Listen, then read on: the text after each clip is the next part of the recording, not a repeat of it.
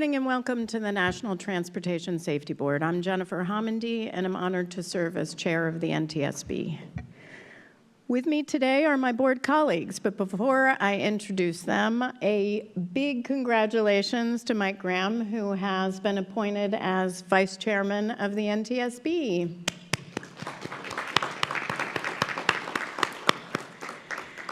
Mike's been on the board since January 2020. Since then, he's been a big advocate for connected vehicle technology and ending distracted driving on our roads. A pilot, he's been vocal in advancing our recommendations on flight data monitoring and safety management systems across all modes of transportation. So again, congratulations, Mike. I personally am very excited because now I can go on vacation. So thank you. Moving on, I want to introduce our other board members. We have member Tom Chapman and our newest board member, also great news, John DeLue. John comes to us from American Airlines, where he most recently served as Managing Director of Safety and Efficiency. John is also an experienced pilot with more than 4 decades flying for the United States Air Force and as a captain at American Airlines, most recently flying the 787. Captain DeLue's experience in establishing and supporting safety culture, managing complex investigations, and communicating about safety will be an asset to our agency and to the traveling public, as well as his experience serving as a party coordinator in numerous NTSB investigations. So congratulations, John. Thank you. Today's meeting is open to the public in accordance with the Government in the Sunshine Act. We're now going to pause for a safety briefing so we can play the video. Hello, and welcome to the NTSB Boardroom. Before we get started with today's meeting, I'd like to quickly walk you through our emergency procedures. First things first, please take a moment to silence your phones or other electronic devices. If you need the restrooms, they're just outside the boardroom on the left side of the lobby. If someone experiences a medical emergency, our on-site Federal Protective Service officers are trained to respond. They'll call 911, perform CPR if needed, and use the automated external defibrillator device mounted in the lobby between the boardroom exit doors. They're also trained to provide first aid. There's a first aid kit at the security desk in the lobby. If we're asked to shelter in place, like during severe weather or a security incident, please stay seated and listen for instructions. Our security team will manage the situation and let us know when it's safe to leave. If the fire alarm sounds, please follow NTSB staff to the nearest exit. There are 2 main options. You can exit via the stairs next to the stage, or you can exit the same way you came in through the lobby. Please walk, don't run. Once outside, you'll be directed to an assembly area. Stay there until we're clear to come back inside. If there's a small fire, our security officers are trained to respond using one of the fire extinguishers. You'll find them in 3 locations: by the stairwells on either side of the stage at the front of the boardroom, mounted on the wall at the back of the boardroom, and near the security area in the lobby. For anyone who needs an accessible evacuation route, you can use the door on the left side of the lobby, which leads you into the parking garage. From there, turn right and follow the walkway to the street level. NTSB staff will be available to assist anyone who needs help. And finally, safety is everyone's responsibility.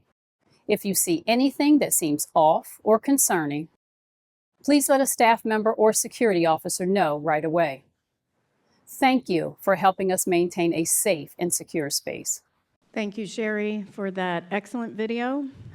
We're here to discuss the final investigation report into 2 fatal rear-end collisions. In both cases, the striking vehicle was a 2022 Ford Mach-E operating in hands-free partial driving automation mode. The first crash occurred on February 24th, 2024 in San Antonio, Texas, where the Ford driver rear-ended a stationary Honda CR-V in the center lane of eastbound Interstate 10. The second crash occurred 8 days later on March 3rd, 2024 in Philadelphia, Pennsylvania. The Ford driver rear-ended a stationary Hyundai Elantra in the left lane of northbound Interstate 95, triggering a sequence of crashes involving 2 other vehicles.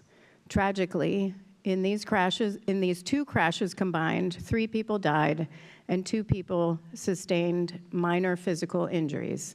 I say physical because the trauma that occurs from any crash can be lifelong. I know this certainly from my own experience of being rear-ended at high speed while stationary behind a queue at a red light in 2021. So to the families and friends who lost loved ones or have loved ones who were injured in these crashes, on behalf of the entire National Transportation Safety Board, our sympathies are with all of you. Please know that our work does not end today. I say often that the investigation is just the first stage of our work.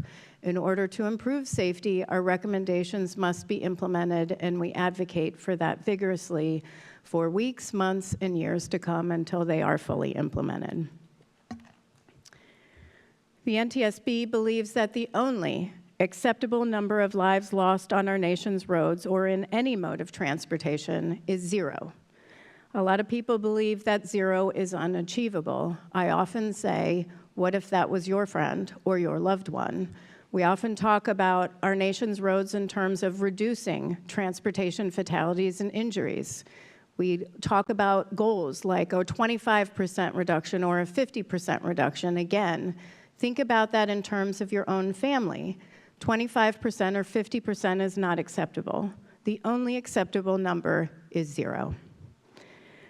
Unfortunately, we're far from 0. In 2024, according to early estimates from the National Highway Traffic Safety Administration, there were 39,345 deaths on our nation's roads, down from more than 43,000 in 2021.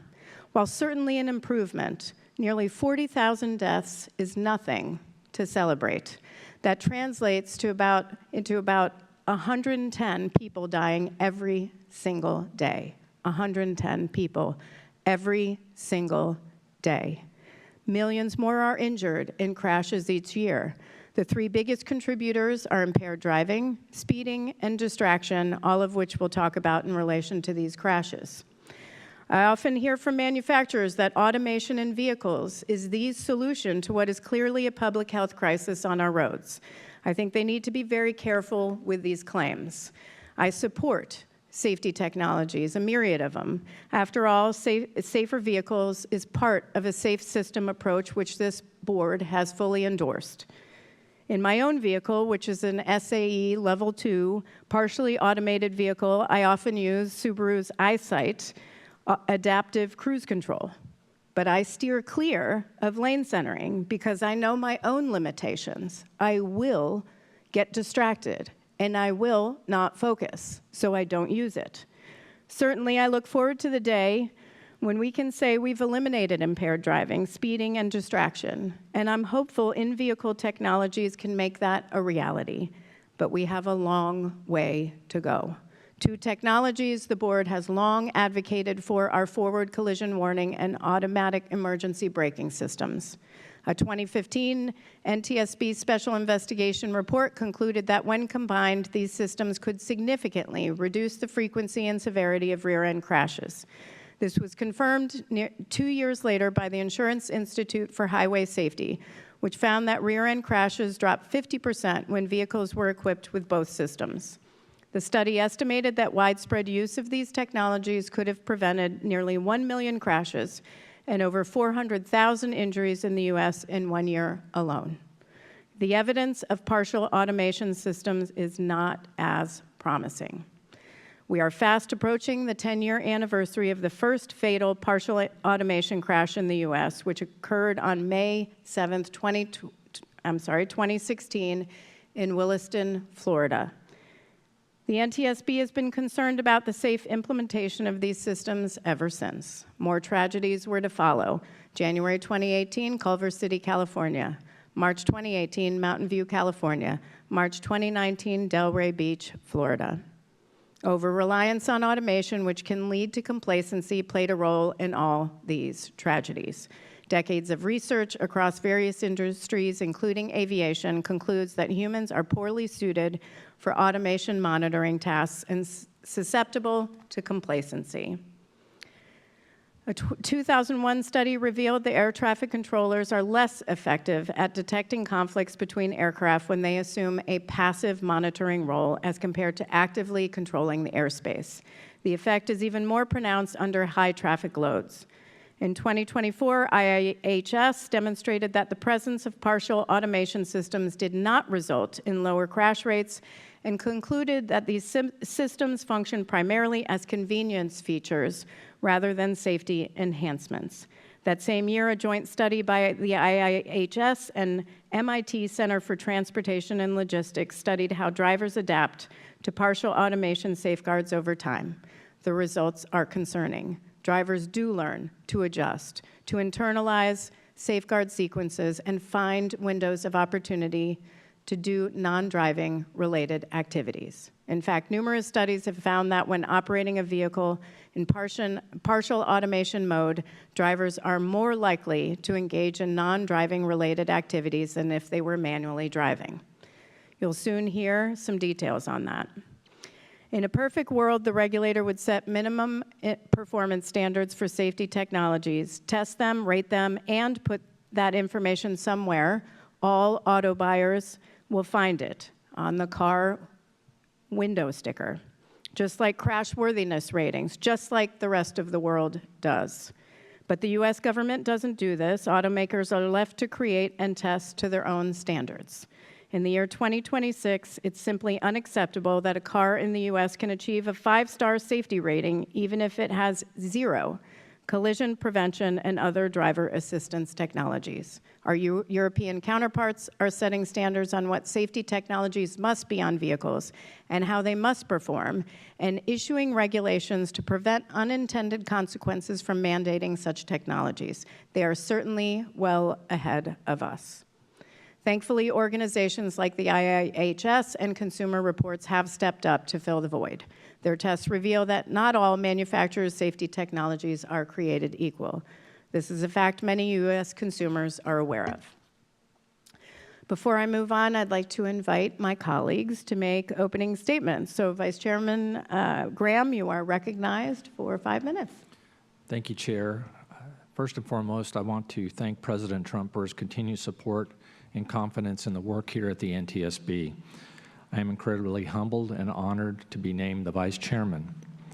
I want to thank my fellow board members for their work with me over the last 6 years. While we may not always see eye to eye, we are always able to come together in the end and advance our mission of safety. I have appreciated learning from each of you and your perspectives over the years, and I look forward to continuing our work together.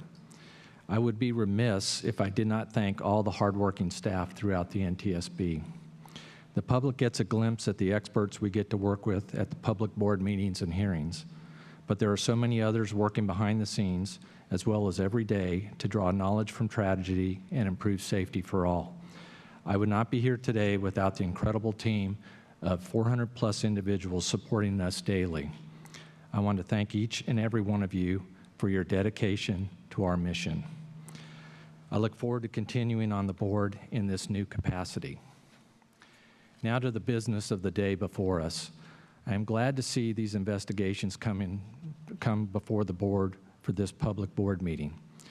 Level 2 advanced driver assistance systems are becoming more and more prevalent on our nation's roadways, with over half of all new production vehicles sold in this country equipped with these new technologies.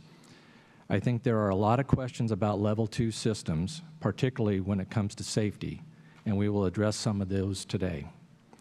The 2 crashes we are here to talk about today should not only serve as a reminder of the limitations of partial driving automation systems and their supporting advanced driver assistance systems in responding to hazards, but they also highlight that the mere presence of a driver monitoring system does not automatically eliminate driver disengagement.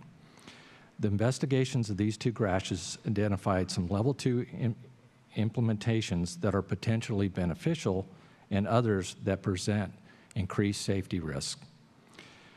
There's a reason why many leading industry organizations, including the Insurance Institute for Highway Safety, or IIHS, do not consider L2 partial automation systems as inherently safer systems. In fact, IIHS often refers to them as convenient features. This stands in stark contrast to some of the marketing we see around these systems from manufacturers, which can mislead consumers into believing certain vehicle packages, upgrades, or subscriptions that include Level 2 partial automation will enhance their safety on the road. Let me be clear. Today, there are no current production vehicles in the U.S. that do not require a well-trained, well-rested, unimpaired, undistracted, and properly restrained driver at the controls. As we will see today, Level 2 systems are what I like to call the Wild West right now when it comes to regulatory environment. These systems differ widely from manufacturer to manufacturer, and performance standards are uneven. We need rules of the road when it comes to L2 systems, and while many focus on the push for autonomous vehicles, we must first address the safety issues with the vehicles on the road today. Thank you to staff for your diligent work on this report and advancing NTSB's body of work on these new technologies. I look forward to our discussion and deliberations today. Thank you. Member Chapman. Thank you, Chair, and congratulations to Vice Chairman Graham. And good morning, everyone. I want to join my colleagues certainly in expressing condolences to those who lost loved ones in the San Antonio and Philadelphia crashes we're discussing today. The recommendations we'll adopt are intended to help prevent similar crashes and senseless loss of life. In the last 20 years, over 750,000 people have died in traffic crashes on American roads. While we have made some improvement over the decades, the number of lives lost, roughly 40,000 annually, remains stubbornly high. I believe technology will play a key role in further reducing fatalities and serious injuries, but I am concerned that the life-saving potential of advanced driver assistance systems may be diminished if we cannot ensure that drivers remain engaged and ready to respond when technology falls short. I confess my disappointment by the lack of leadership which NHTSA has shown in the area of addressing issues related to the safe development and deployment of vehicles with automation systems. Because of my own career experience, I naturally tend to view NHTSA's efforts in light of what I know about aviation. And here's an example with striking parallels. As FAA seeks to manage the safe integration of drones into the National Airspace System, it continues to tightly limit the operation of drones over people, and it does so by regulation. A typical drone weighs no more than a few pounds, yet FAA has so far maintained these regulatory limitations to help ensure safety as drone technology develops further.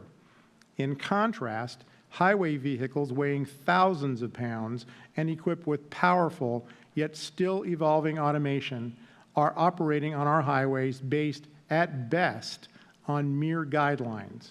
When the technology fails or is misused in foreseeable ways, the risk to vehicle occupants and others on the road is potentially catastrophic. Finally, we'll also focus on alcohol-impaired driving during our deliberations. If we are ever going to make meaningful improvement in safety, we have to solve the scourge of impaired driving.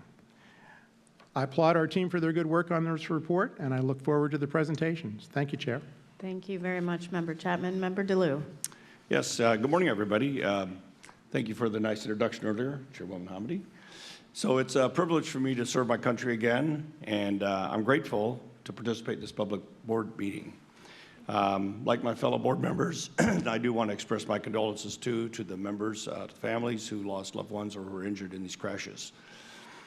So as a former airline pilot for American Airlines, I'm quite used to new technologies and the new automation, and I've seen firsthand the improvement of aviation safety because of new technologies. And that's also occurring in all the other new modes of transportation also. So technology is definitely changing.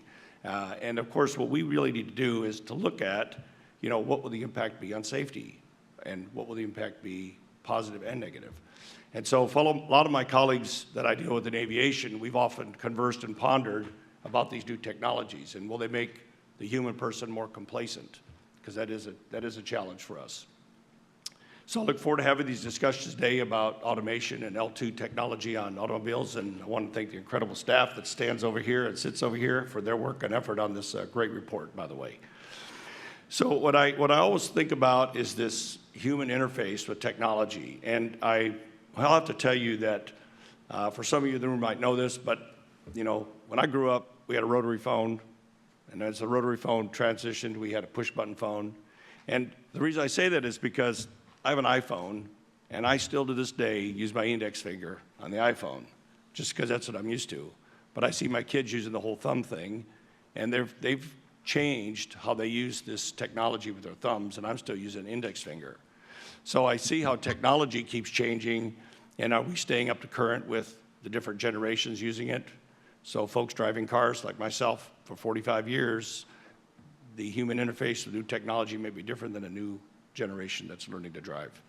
And I'm a big advocate for technology. I think it does improve safety, but we want it to be intuitive. It's got to be useful, and of course, at the end of the day, it has to be safe.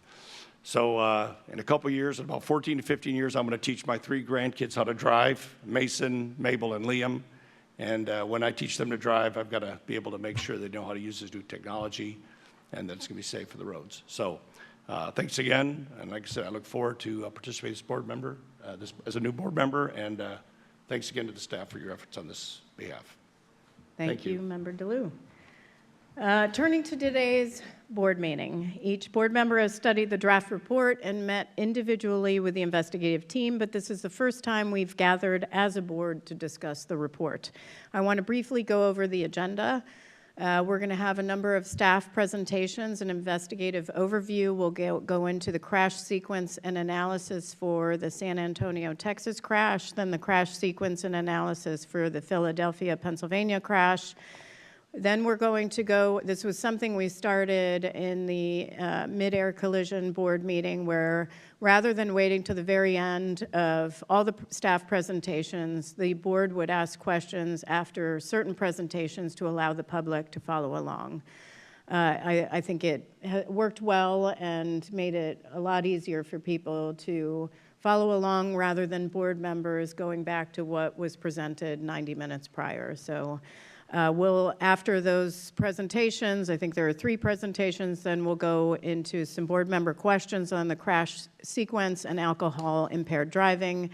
There will be 2 other presentations regarding BlueCruise performance and driver disengagement and L2 implementation and ADAS, or advanced driver assistance system integration. And then we'll have another round of or a few rounds of board member questions, and then we'll go into data recording requirements and awareness of NHTSA standing general order applicable crash events, and the board will ask more questions, and then we'll have a final round for board members to ask questions about anything else that was not discussed in those presentations, but related to these investigations and the technology that we're discussing. Throughout that, then we'll have certain breaks, and staff, certainly if you need a break, or board members, if anyone needs a break, just send me a text. Okay, so the public docket for both crash investigations was released on June 25th, 2025, and contains hundreds of pages of additional relevant material. You can find links to that docket on our website at ntsb.gov. And before I turn things over to our Deputy Managing Director, Brian Curtis, I'd like to thank the agencies that responded to these crashes. Effective post-crash care is central to our ultimate goal of 0 roadway fatalities. And as you will hear shortly, emergency responders arrived at both crash scenes within minutes. I'd also like to thank Honda for assisting us in San Antonio with a post-crash inspection of the CRV, and the National Highway Traffic Safety Administration for notifying us of this crash. And finally, I want to acknowledge our colleagues in the Office of Highway Safety and the Office of Research and Engineering for their work throughout these 2 investigations, and their work in bringing these final investigative reports and findings and probable causes and recommendations to the board for deliberation. So with that, Mr. Curtis. Thank you, and good morning, Chair Homendy, Vice Chair Graham, and members Chapman and DeLue. I'll now introduce staff for today's meeting. Unless otherwise noted, staff are from the Office of Highway Safety. In the front row, left to right, Dr. Chris Poland, Deputy Director, the Office of Highway Safety, Mark Banyard, Chief of Investigations, Dr. John Hum, Investigator in Charge for the San Antonio, Texas crash, Bob Squire, Investigator in Charge for the Philadelphia, Pennsylvania crash, and Dr. Ensar Bachik, Automation and Human Performance. Second row behind me, left to right, Catherine Catania, Deputy Director for the Office of Safety Recommendations and Communications, Tom McMurray, the NTSB's General Counsel, Akbar Sultan, Director for the Office of Research and Engineering, Julie Perot, Safety Recommendations from the Office of Safety Recommendations and Communications, and Dr. Taran Kayagil, Medical Officer from the Office of Research and Engineering. And in the third row, left to right, Mark Marnat, Audio Visual for today's meeting, Dr. Lysandra Garay-Vega, Chief of Report Development, and Mike Brokos, Report Editor. The presentations will begin with an investigation overview by the Office of Highway Safety's Chief of Investigations, Mark Banyard. Mr. Banyard. Thank you. Good morning, Chairwoman Homendy, Vice Chairman Graham, Member Chapman, Member DeLue. This morning, staff will be presenting on two fatal crashes, one in San Antonio, Texas, and one in Philadelphia, Pennsylvania. Both crashes involved stationary vehicles that were struck from behind at highway speeds. In both crashes, the striking vehicle was a Ford Mustang Mach-E sport utility vehicle being operated in a hands-free partial driving automation mode.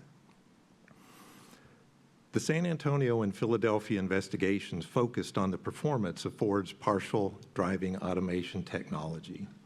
Later in our presentations, staff will provide specifics about each crash investigation. However, much of today's discussions will involve the use and performance of driving automation systems.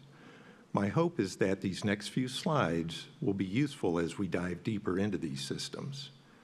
As can be seen in this graphic, SAE International has defined the levels of driving automation as levels 0 through 5, with level 0 providing only warnings and momentary assistance, while level 5 systems are intended for the vehicle to drive itself in all highway environments under all conditions.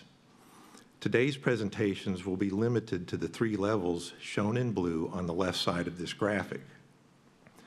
Before we move on to the next slide, please note that these three levels consider the human as the driver and as such is required to remain engaged in the driving task to monitor and respond to traffic hazards and address failures of the automation systems.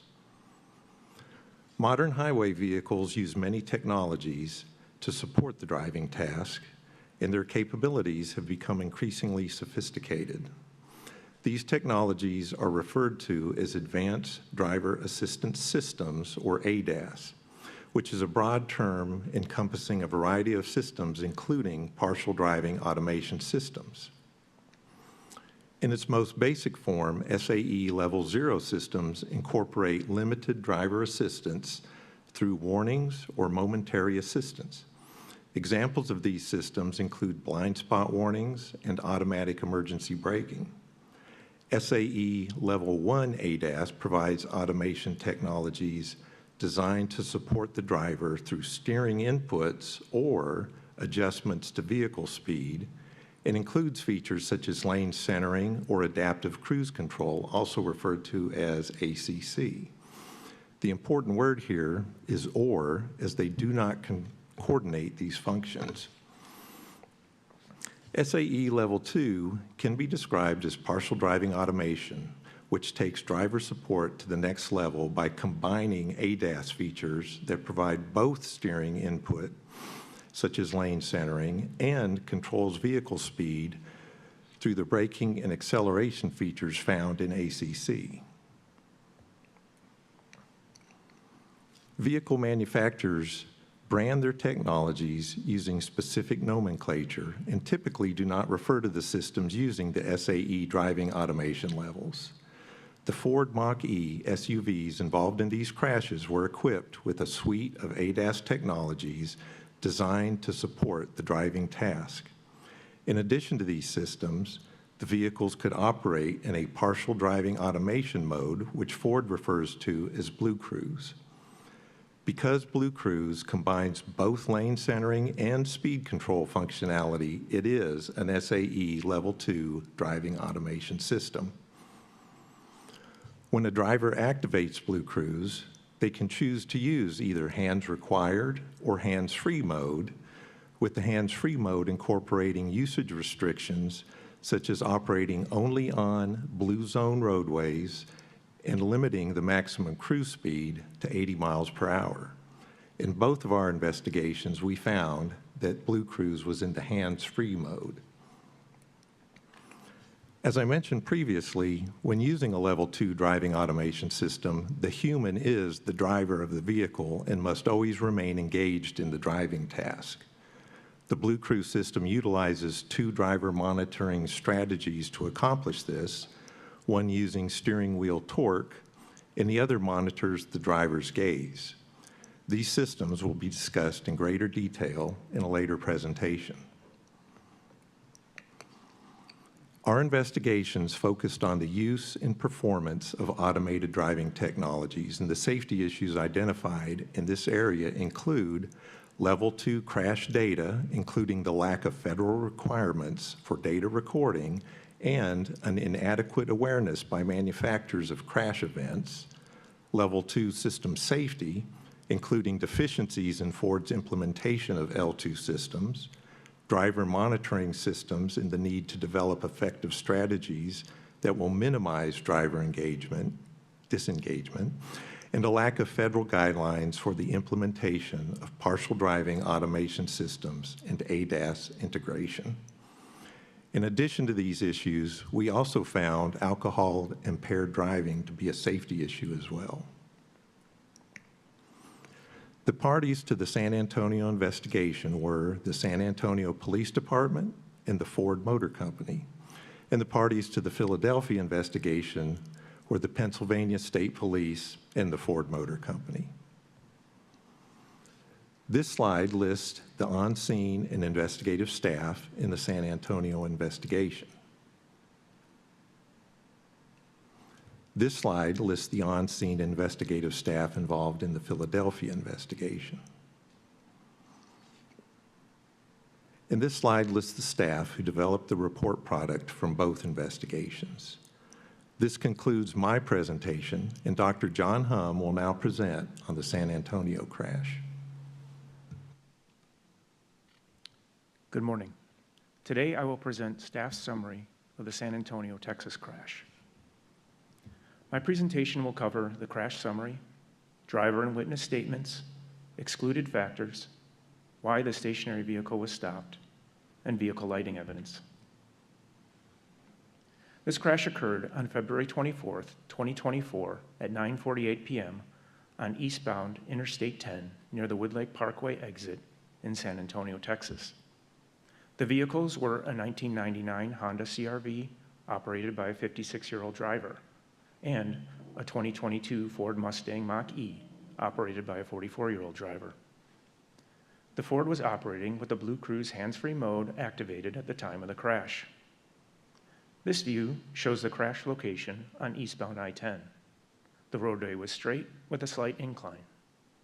Investigators noted a clear line of sight to the Honda of about 1,300 feet with adequate roadway lighting. The posted speed limit was 70 miles per hour. This slide shows an east-looking view of the scene. The blue box marks the area of impact in the center lane. The outline boxes identify the Honda and the Ford, and the insert images show both vehicles at final rest. The Ford struck the rear of the stationary Honda. Event data recorder information showed the Ford traveling at 74.7 miles per hour at impact. Other vehicle data showed a nearly constant speed leading up to the collision. No driver or system-applied braking or steering was recorded in the moments before the crash. After impact, the Honda overturned onto its roof and came to rest on the left shoulder. The Ford continued east and came to rest on the right shoulder. Both vehicles were using their three-point belts. The Honda driver was treated at the scene by the San Antonio Fire Department and later died at the hospital. The Ford driver sustained minor injuries. In an on-scene interview with the San Antonio Police Department, the Ford driver said he was traveling from San Antonio to Houston. He reported that he was following navigation directions to a charging station. He said he thought there was a vehicle stopped in the center lane, but he did not see it. Cell phone records show limited activity with no calls or text messages during the 3 hours before the crash. The driver monitoring system showed that he alternated his glances between the infotainment display and the road. About 2 weeks later, Ford representatives spoke with the driver and provided their notes to the NTSB. Those notes indicate the driver did not recall seeing taillights or receiving alerts from his vehicle. He also reported that he might have glanced at the infotainment display. The NTSB interviewed a witness who was traveling in a sedan east on I-10 ahead of the Ford. She estimated her speed at about 65 to 70 miles per hour, and traffic was sparse. She reported that she was traveling in the center lane and preparing to exit. She narrowly avoided the stationary Honda by making a quick lane change to the right. After changing lanes, she saw a vehicle strike the Honda in her mirror about 5 to 15 seconds later. She stated that she did not recall seeing any lights on the Honda. As a result of our investigation, staff established the following factors did not cause or contribute to the crash: the licensing of either driver, intoxication of the Ford driver, the mechanical condition of the Ford, highway factors, weather, and the emergency response was timely and adequate. Though we did not interview the Ford driver, evidence indicated familiarity with the vehicle. He owned it from new and had operated it for over 11,000 miles. This allowed us to exclude the driver's experience with the vehicle. Postmortem toxicology identified ethanol at 0.326 grams per deciliter in the Honda driver's blood, indicating impairment. Working with a Honda technician, investigators did not identify a specific mechanical reason the Honda was stopped. A crack was found in the Honda's fuel tank, but investigators determined it likely resulted from the impact and was not present before the collision. Staff found that while the reason for the Honda's stationary location could not be determined, the driver's alcohol impairment could have contributed to the vehicle being stopped in the center lane. San Antonio Police Department body camera footage showed that when officers arrived, the Honda's headlights were on. The NTSB examined the taillight assemblies. Evidence of filament stretching indicated the combination brake and parking light bulb was energized at impact. Although the witness and the Ford driver did not recall seeing lights on the Honda, the physical evidence indicates at least some rear lighting was illuminated at impact. Staff found that the Ford driver did not respond to the stationary Honda. The driver had an adequate opportunity to identify the hazard and initiate an evasive maneuver. His failure to respond to the stationary vehicle ahead was due to distraction by the infotainment system and over-reliance on the vehicle's partial automation. A subsequent presentation by Dr. Betchik will provide more context on the driver's over-reliance and expand on this finding. This concludes staff's presentation on the San Antonio, Texas crash. I will now turn to Investigator Bob Squire to discuss the supporting crash investigation in Philadelphia, Pennsylvania. Thank you. Good morning. My presentation will discuss the basic facts and analyses for the crash that occurred in Philadelphia, Pennsylvania. My presentation will include a discussion on the location and events of the crash, driver distraction and impairment, and a previous NTSB recommendation for the installation of passive vehicle-integrated alcohol detection systems. The crash occurred March 3, 2024 at about 3:16 a.m. on northbound Interstate 95, just north of the Betsy Ross Bridge in Philadelphia. The crash occurred during the hours of darkness with clear weather and a dry roadway. The crash occurred in the left travel lane, about 3/4 of the way through a large radius rightward curve. The northbound roadway had 3 lanes of travel, a left shoulder of minimal width, and no right shoulder at the crash location. The area was relatively dark, although there were widely spaced street lighting along the right roadside. The location was within a designated work zone that is part of a long-term reconstruction and realignment project of Interstate 95 around Philadelphia, where the posted speed limit had been reduced from 55 miles an hour to 45 miles per hour. Depicted in this slide is the nearest speed limit sign, located about 1,200 feet before the crash. No work was being done on the highway travel lanes. While the construction project had resulted in some highway realignment and a reduced speed limit, the highway met the requirements to function as a blue zone for the hands-free operation. The collision involved 4 vehicles, 2 of which were stopped in the highway travel lane. The vehicles involved were a 2022 Ford Mach-E Mustang battery electric vehicle, a 2012 Hyundai Elantra, and a 2006 Toyota Prius, both of which were stationary. Final vehicle was a 2018 Toyota Corolla that was traveling in an adjacent lane. This slide depicts the approximate orientation of the vehicles at impact, overlaid atop an aerial drone mapping image done by the Pennsylvania State Police, or the PSP. The mapping documented roadway evidence and a vehicle's positions of final rest. At the time of the crash, the Elantra was stationary in the left travel lane with the Prius stopped ahead of it. The position of these vehicles highlighted by the yellow oval. The Ford, now circled in yellow, approached the 2 stopped vehicles in the left lane and struck the rear of the Elantra at a speed of about 72 miles an hour. The impact propelled the Elantra forward into the Prius. Post-impact, the 3 vehicles traveled toward the right, whereupon the Corolla, traveling in the middle lane, was struck. Data from the Ford indicated that the BlueCruise Advanced Driver Assistance System was activated at the time of the crash. Vehicle EDR data indicated that the Elantra engine was running, but the Prius was not. The 4 vehicles were occupied solely by their drivers. Evidence concluded that the Prius driver was standing outside the vehicle near the left front of the Elantra and was struck by the vehicle as it was propelled forward. The Elantra driver had the driver's door open, with evidence of preparing to exit the vehicle when it was struck in the rear by the Ford. The Elantra driver was ejected from the vehicle. The drivers of the Elantra and Prius sustained fatal injuries. The driver of the Ford, who had been belted, sustained minor injuries, while the Corolla driver was uninjured. The 23-year-old driver of the Ford held a valid Pennsylvania driver's license. At the crash scene, PSP investigators noted a suspicion of alcoholic beverage use, to which the driver acknowledged consuming. The driver's hospital serum ethanol test measured a level of 0.126 grams per deciliter, approximately 3.5 hours after the crash. Back extrapolation analysis estimated a blood ethanol level of about 0.14 to 0.19 grams per deciliter at the time of the crash, which did exceed the state's per se law of 0.08 grams per deciliter.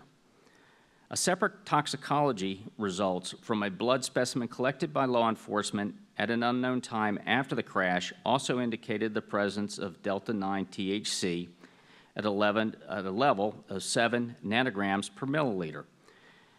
The results indicated that the driver had used a cannabis product but could not be used to determine the time of last use or whether significant psychoactive effects were present at the time of the crash. Therefore, although any psychoactive effects of cannabis could have worsened the driver's impairment beyond the effects of alcohol alone, whether this was a factor in the crash could not be determined. The investigation excluded the following factors as contributing to the crash.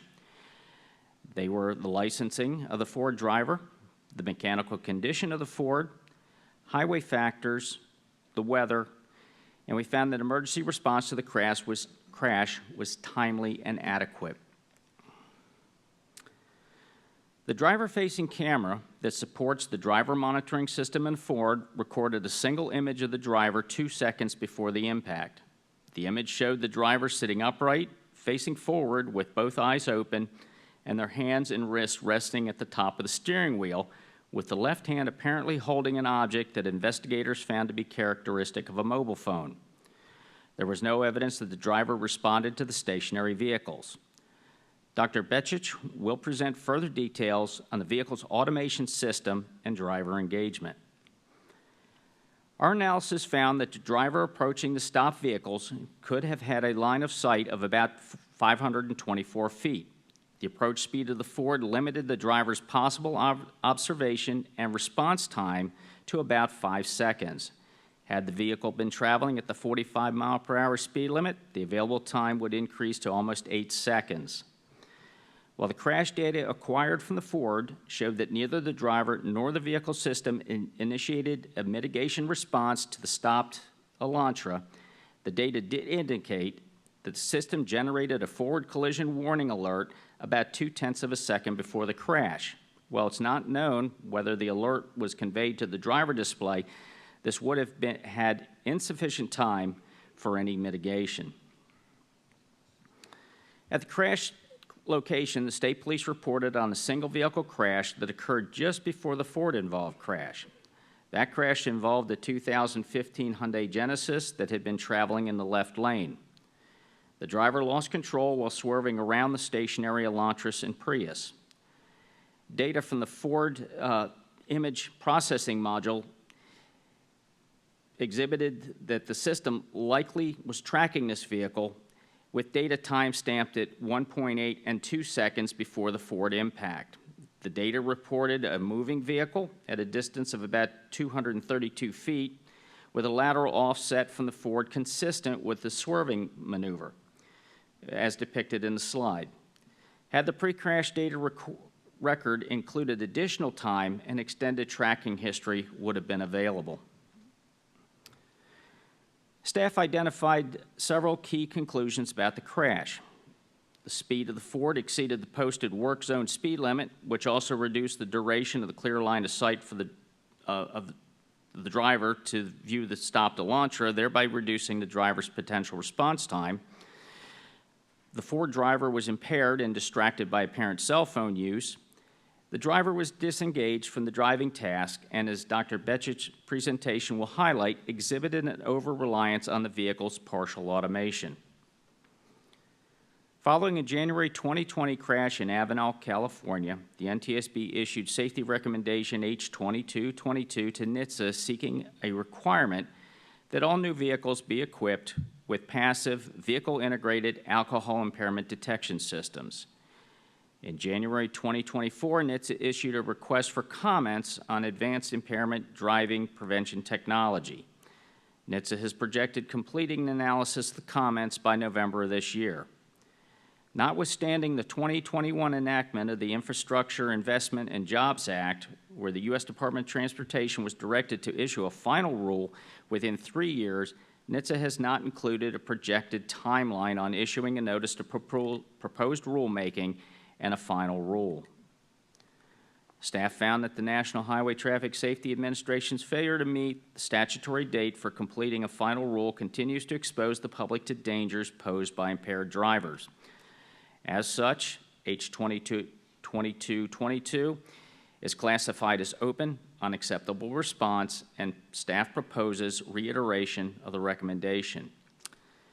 Thank you. This includes staff's presentations related to the crashes, and we welcome your questions related to the crash events and alcohol-impaired driving. Well, thank you, Mr. Banyard, Dr. Hum, and Mr. Squire for those excellent presentations. We are going to turn to the first round of board member questions. And this, just as a reminder, will be focused on crash sequence and alcohol-impaired driving. The issues that were just presented, please limit your questions to those specific areas and not to get ahead of staff presentations. Again, for those watching, the purpose of this discussion is to highlight those areas where we believe that we can make the biggest difference to improve safety. And we're actually going to do things out of order a little bit. Member Chapman has been a big advocate on our recommendations, on implementing our recommendations on impaired driving. Each board member has specific focus areas when it comes to our recommendations, and this is an area he has focused on both nationally and in states. We all appreciate his tremendous advocacy and including numerous recent testimonies before different state legislatures. So thank you for that, and we'll start with Member Chapman.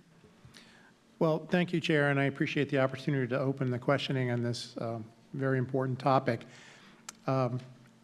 Anecdotally, admittedly, I have heard accounts of drivers feeling more comfortable driving impaired in their vehicles with level 2 partial automation.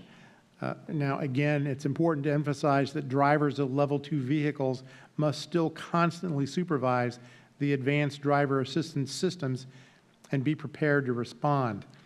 How concerned are you that some drivers may be using level 2 systems to make themselves better impaired drivers?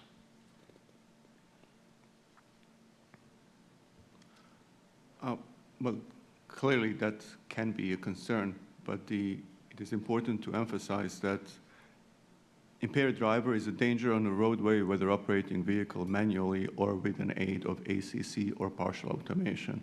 The only difference is the cost of impaired driving or inattentive driving otherwise might be realized a little bit later in partial automation, but it will occur. Thank you. And is this a concern that the auto manufacturer, if you're aware, is this a concern that the auto manufacturers or NHTSA share essentially the abuse of level 2 by impaired drivers?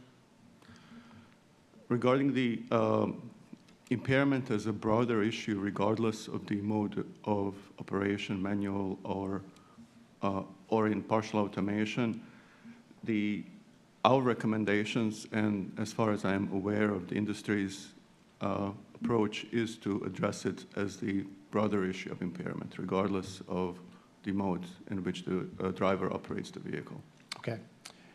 In the Philadelphia crash, there were signs that the Mach-E SUV driver may have been using a phone in a way that kept the driver's eye gaze forward to avoid distraction alerts from the Ford's driver monitoring system. So we have an impaired driver who was essentially circumventing the driver monitoring system to avoid alerts while operating in BlueCruise hands-free mode, over-relying on the automation, and with the speed set at 27 miles per hour above the posted speed limit in a 45-mile-per-hour work zone. What could go wrong? It's clear we're going to have to continue to grapple with impaired driving. I'm wondering, is the driver monitoring system for Ford's BlueCruise or comparable systems of other level 2 manufacturers, are those driver monitoring systems capable of detecting impairment? Ford's DMS is not designed to detect impairment, and Dr. Turan can discuss the other methods of detecting impairment, if you wish to. Sure.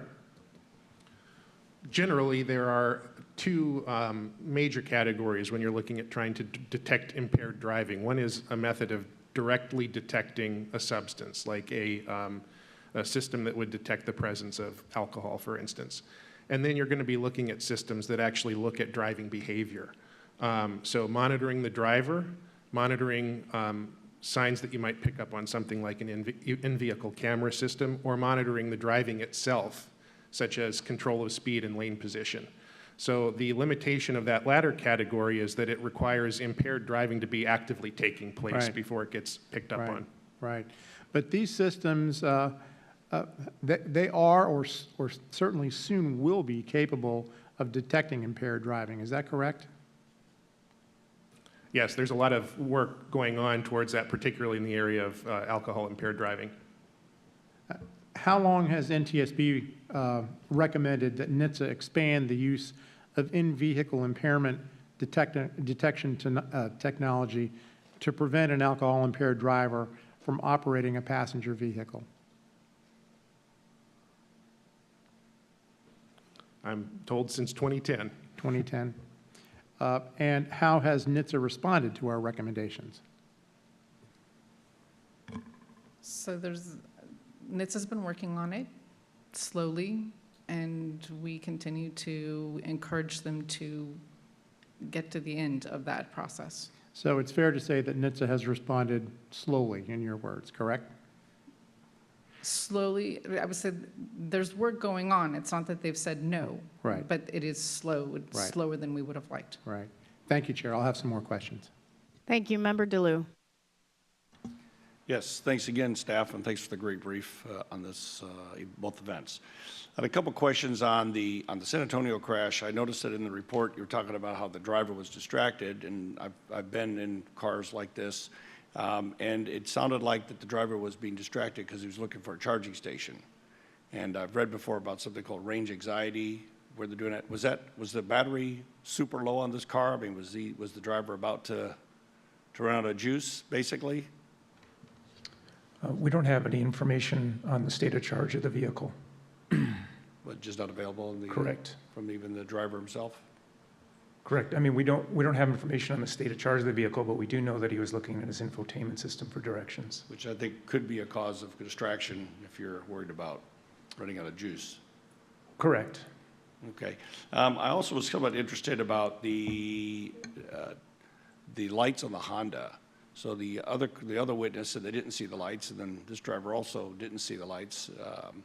But you mentioned that the filament was expanded enough where you believe it was light on. Do you think it was just that bulb, though, or all of them on? Because to be honest with you, driving on a highway at night, if there's a car stopped without the lights on, it doesn't matter what technology you have, you could easily be killed. I've seen it. So I'm a little bit hesitant about saying that technology can save things if the lights aren't even working on a car.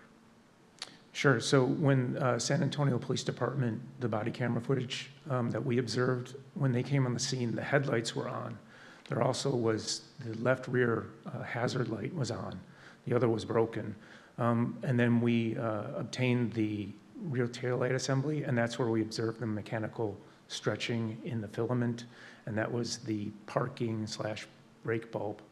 And so that indicated that there was at least some illumination in the rear of the Honda.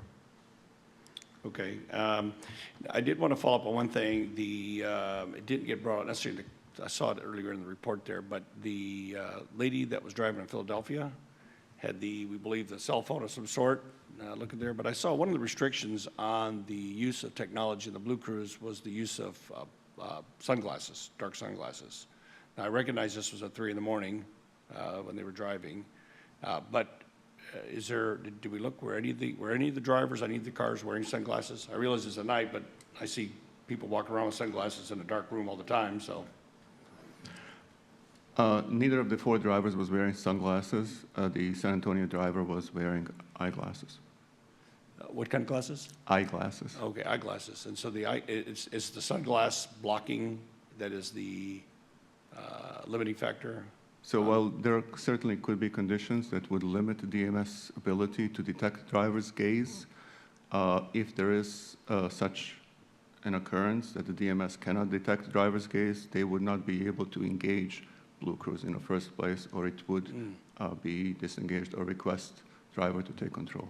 So if they were driving the car in the daytime and put the sunglasses on, the system would detect it and it would disconnect the BlueCruise? It would depend on type of sunglasses. With most sunglasses, it should be able to detect gaze direction.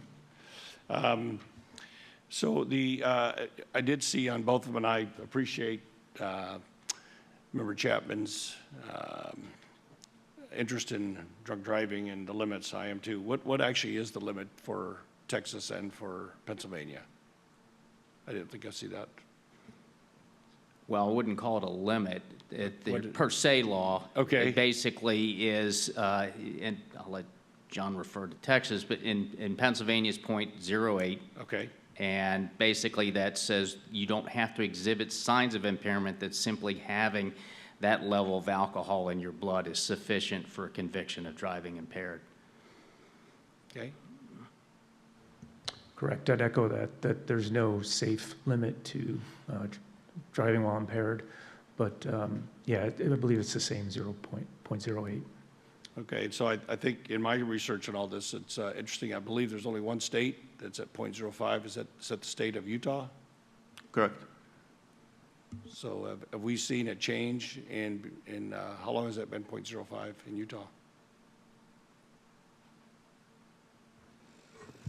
It's been multiple years, and NHTSA actually did a study to see if that was an effective change, and they did find that alcohol-impaired driving crashes did go down, and some of the concerns related to potentially the alcohol industry were not realized with the decrease to 0.05, so they saw that as a success. So I guess shout out and kudos to the state of Utah.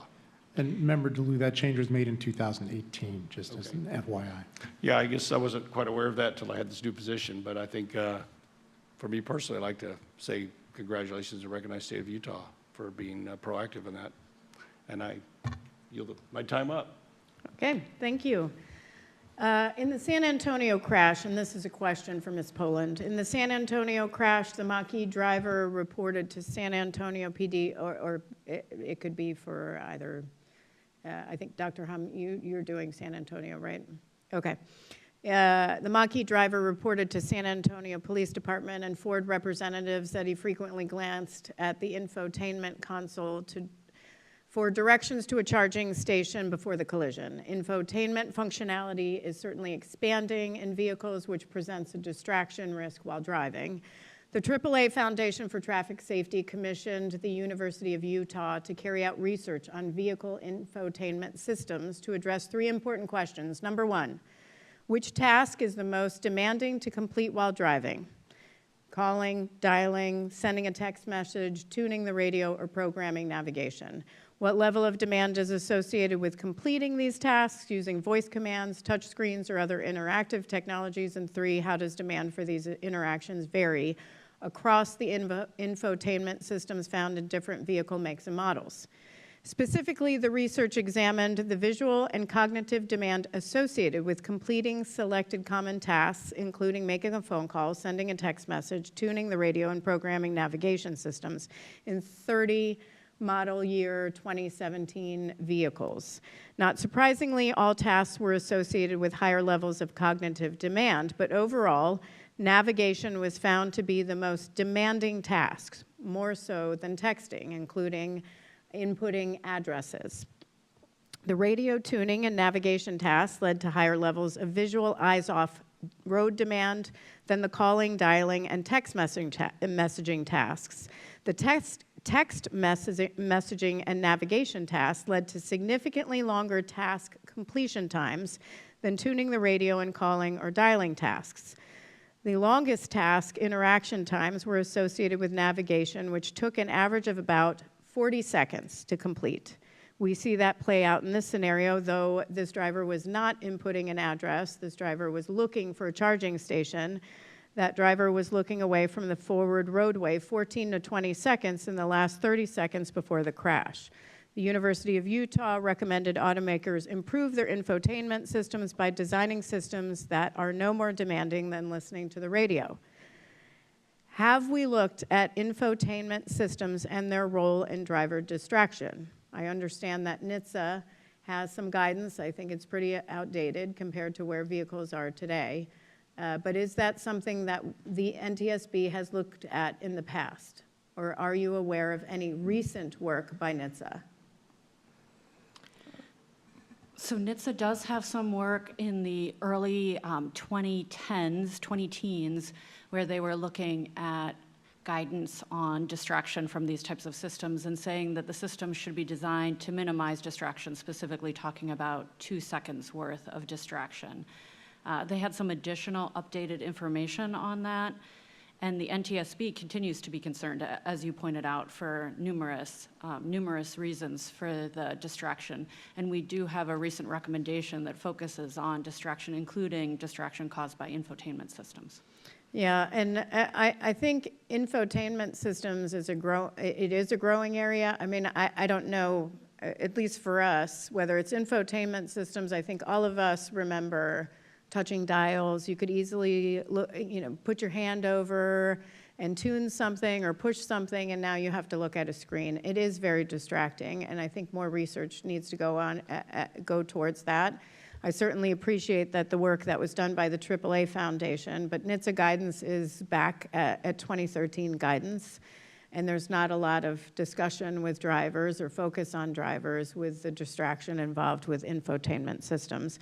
I do have other questions. I know that this one I had talked to staff about potentially a new recommendation on infotainment systems, but I think this isn't the one to do it, but it is something I'm interested in going forward. So with that, Member Graham. Vice Chairman Graham. Thank you, Chair.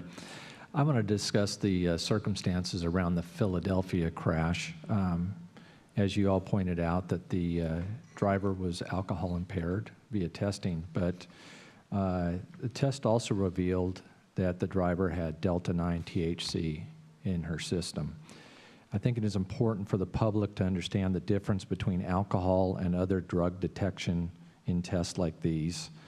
What are some of the differences and difficulties in determining driver impairment from drugs such as marijuana and cannabis compared to alcohol? So alcohol really is the exception rather than the rule when it comes to determining impairment from toxicological data.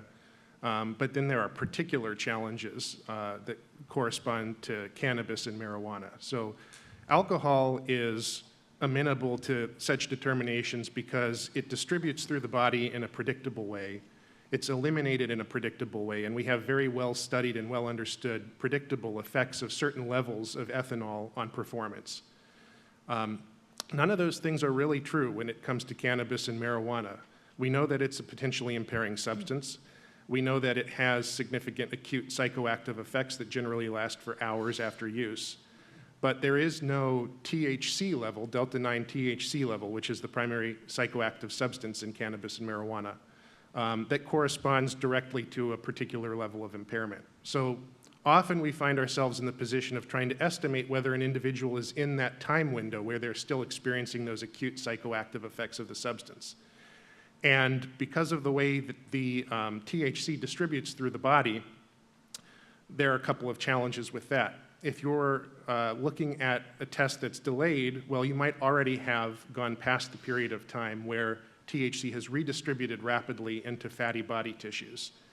Then THC that's stored in body tissues can be released in a time-release fashion, essentially, so that it makes it much more difficult to back-extrapolate what a previous THC level would be. So whereas you might say a certain individual who only occasionally uses cannabis would be expected to fall below a set low threshold within hours after their last use, somebody who was a chronic or frequent user of cannabis might show levels above that for days after the last time that they used, so well beyond that window of acute psychoactive effects. In general, that makes it very difficult to determine impairment from measuring a THC level. Thank you for that, Doctor. Understanding that we cannot directly determine the level the crash-involved driver was impaired by these substances that were found in our system, what type of impairment is possible from the levels of the Delta-9 THC that were found in our system? So the level in her system was 7 nanograms per milliliter. I will caution that we don't know when that specimen was collected because that information was not available in the records that we reviewed. But an individual has a level of 7 nanograms per milliliter might be in that window of acute psychoactive effects if they're an occasional user. If they're a chronic user, they might be outside of that window.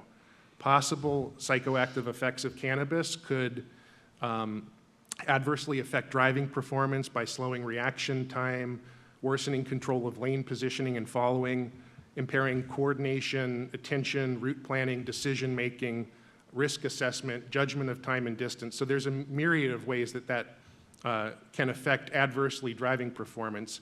And then those effects are also additive with impairing effects of ethanol, alcohol. All right. Thank you for that, Doctor. I'll come back to this next round. Thank you. Member Chapman. Thank you, Chair.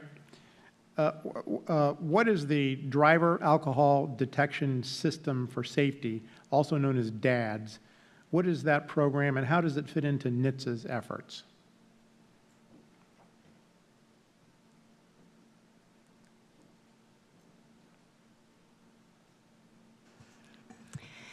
So DADS is a system that was a cooperative program between several vehicle manufacturers and NHTSA to develop a system that could detect alcohol in a driver, either through detection, breath-based detection surrounding the driver, or even potentially through the skin with like a touch activation, maybe with a push-button start for the vehicle.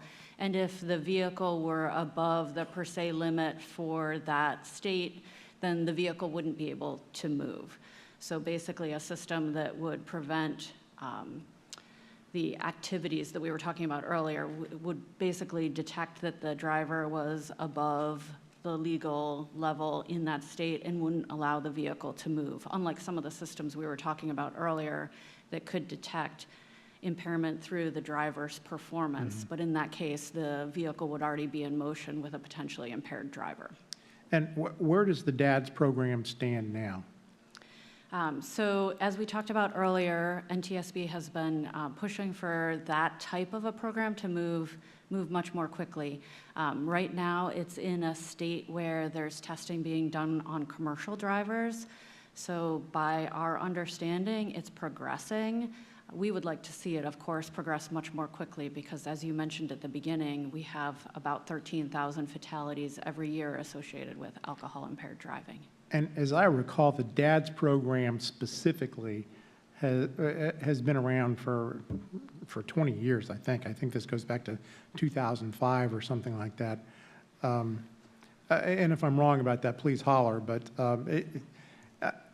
I know that one of the frustrations with the DADS program is that it has taken a dog's age to make any progress on this. And so at one time, I know we were specifically supporting the DADS program. We've moved away from that now, and our focus is more on development of other technologies. It could include DADS, but certainly there are other technologies that are showing promise in this area. I have to say, personally, I've kind of given up on DADS. I'm not sure we're ever going to get there. It'd be nice if we would, but it's taken a long time. Progress has been very, very slow. The new car assessment program, it does not currently, this is the U.S., new car assessment program, also known as NCAP. It does not currently rate alcohol impairment technology. Does the European version of that program, the European NCAP, include ratings for in-vehicle alcohol impairment technology for new cars? You're correct that the US NCAP program does not have a rating for detecting alcohol-impaired systems, and my understanding of the Euro NCAP program is that it doesn't have a rating for a direct type of alcohol detection system, but it does have a system that if the driver isn't performing at their best for whatever reason, whether it's the distraction, fatigue, impairment, or any other reason, that the Euro NCAP system can give credit if the additional collision avoidance features are activated earlier if the driver is not engaged to be able to respond to a hazard. And that could be for any number of reasons. That could be for impairment or distraction or even some sort of a medical situation. That's right? correct, and I think Dr. Betchich would like to add. Yeah, please do. They do give a credit for various driver states, such as distraction, fatigue. Regarding impairment, the credit they give if the vehicle is ready, so it has sort of an interlock type of device, is ready to receive the new technologies, as they have recognized that the maturity level of technology isn't there yet to make it an expectation, but more of a preparedness for the future. Thank you. Chair, I do have a couple more questions. I appreciate it. Thank you. Member DeLue. Yes, I have two questions. Dr. Keigel, I think I said it right. So I'm not familiar in the statistics of that, but I'm familiar, obviously, with drunk driving and that type of thing. But how many of the folks, statistically speaking, if they're drunk driving, they also have other substance in their system? Do we have any numbers on that type of thing? It's very common. NTSB released a safety research report in 2022 titled Alcohol, Other Drug, and Multiple Drug Use Among Drivers. And data sets showed that alcohol was the most commonly used potentially impairing drug by a good margin. And in most of those data sets, it was only slightly more often found alone than in combination with other potentially impairing substances. Okay, oh, that's interesting. The one thing I do want to follow up on, and Chairwoman Homendy, thank you for bringing this up. I actually had a car for a while that had an entertainment center. I call it something completely different, which I can't do in public. But the point is you could not do anything in that car, change it, unless you touched that center console. This was a fairly new car, fairly modern car, actually. Just to change the radio, you had to push buttons and everything, and I thought it was extremely distracting. In fact, I was surprised because my background flying airplanes, I thought, well, this thing could never be certified. Turns out it's not certified. So I really want to follow up on that. I think that the driver in San Antonio, which was probably doing everything by the law, by the rule, doing his thing, but was certainly distracted by that type of technology. So I get the whole infomercial and info screen and stuff, but I think some of the cars I've even rented, they are way too difficult to use when you're driving a car. I mean, it's just, I'm a little older than the chairwoman, but I do remember just taking your radio and moving the thing over to get to AM or FM. That was pretty simple. But I do think that's something that we should look at ultimately someday too. And I know the manufacturers do their own certification of that, but it seems to me something we should follow up on. When the chairwoman mentioned it, I thought that's the one thing that really irritates me on some of the new cars. They're too difficult to make a radio change, and that does distract people. It doesn't matter if you're impaired or impaired. It's just too difficult. So thank you for bringing that up. I feel better now. Thank you. Well, I think they need to do more. I mean, it's not just about feeling the knobs anymore. You have to actually look over and figure out which screen you're going to push or some area that you're going to push anyways. Yes, even just changing the temperature. Yep. Requires you to slide your finger on the screen there. And if your finger's got French fry grease left on it, it won't change. Okay, I So use have a to napkin stop. first. Oh, use a napkin first. So I have It's to stop devolving. and pull over. Thank you.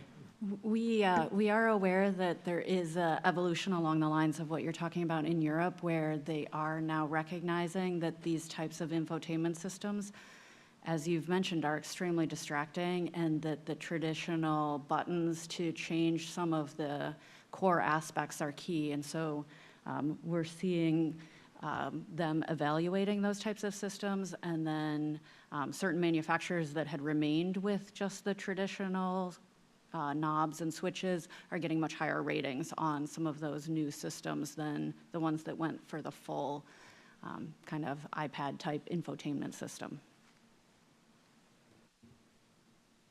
Okay, thank you. I'll say, though, that is good to hear, except the EU seems to be ahead of us in every way when it comes to vehicle safety, and we seem to be lagging behind. I don't understand it, frankly. I mean, just looking at our recommendations, since 1968, we've issued over 150 safety recommendations on impaired driving. What is the substance that is and recently, we did something on drug-impaired driving. What is the substance, the leading substance, when it comes to drug-impaired driving? Alcohol. Alcohol. Full stop. It is a drug. Alcohol is a drug.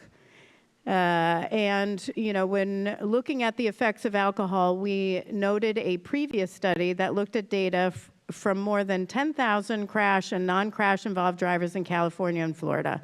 It found that a statistically significant elevated crash risk began at a blood alcohol concentration of 0.04. We talk about 0.08, we talk about 0.05. People can be impaired well before you even get to 0.05 or 0.08. It rose steeply at higher BACs. At a BAC of 0.08, the legal limit for operating a personal motor vehicle in 49 out of 50 states and DC, the crash risk was more than 2.5 times higher. At a BAC of 0.10, the crash risk was nearly 5 times higher. When a driver is impaired by both drugs and alcohol, their level of risk skyrockets. The odds of being seriously or fatally injured in a crash is more than 28 times higher. Member Chapman mentioned dads. We issued a recommendation in 2013 that NHTSA and the Automotive Coalition for Traffic Safety work to accelerate dads at the time. Dads, and I went to Boston to look at dads. I believe Member Chapman and others did as well. But it's being demonstrated on what? A Ford Mustang Mach-E. The federal government, Congress, the DOT, you name it, has spent millions on dads. And we are nowhere closer to seeing implementation of technology to prevent impaired driving with dads. In 2020, after the crash in Avenal, which involved an alcohol-impaired driving, a driver operating at speeds above 90 miles per hour, that vehicle crossed the center line, hit a pickup truck, killed both the driver of that SUV and the driver of the pickup truck and 7 children. Terrible.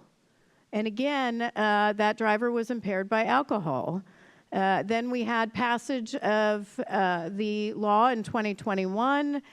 Prior to that, we issued recommendations also on advanced alcohol-impaired driving technology in vehicles not specific to dads.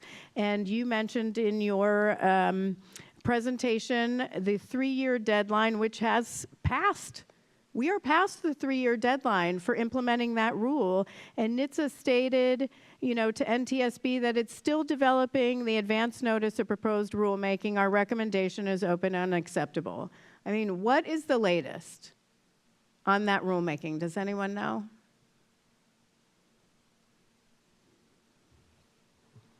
It's my understanding that they're reviewing the comments that they received on the ANPRM. Okay, well, and there's a November 2026 deadline for that review. Their own deadline, or that's their deadline to finish the review, and then the problem here is that we don't have the next steps that they're planning to take. They haven't informed us yet of what's happening next either.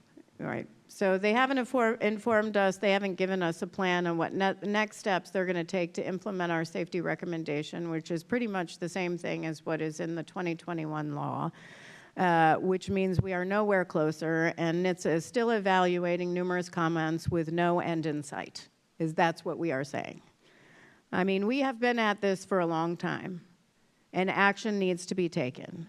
And now we have advanced driver assistance technologies that people are using as a means of getting around the system. I can be impaired and drive because this vehicle will operate for me. That is not true. It is not to be used in that way. That's a misuse. That's an abuse of those technologies. So with that, it's going to take me at least a few days. Vice Chairman Graham. Thank you.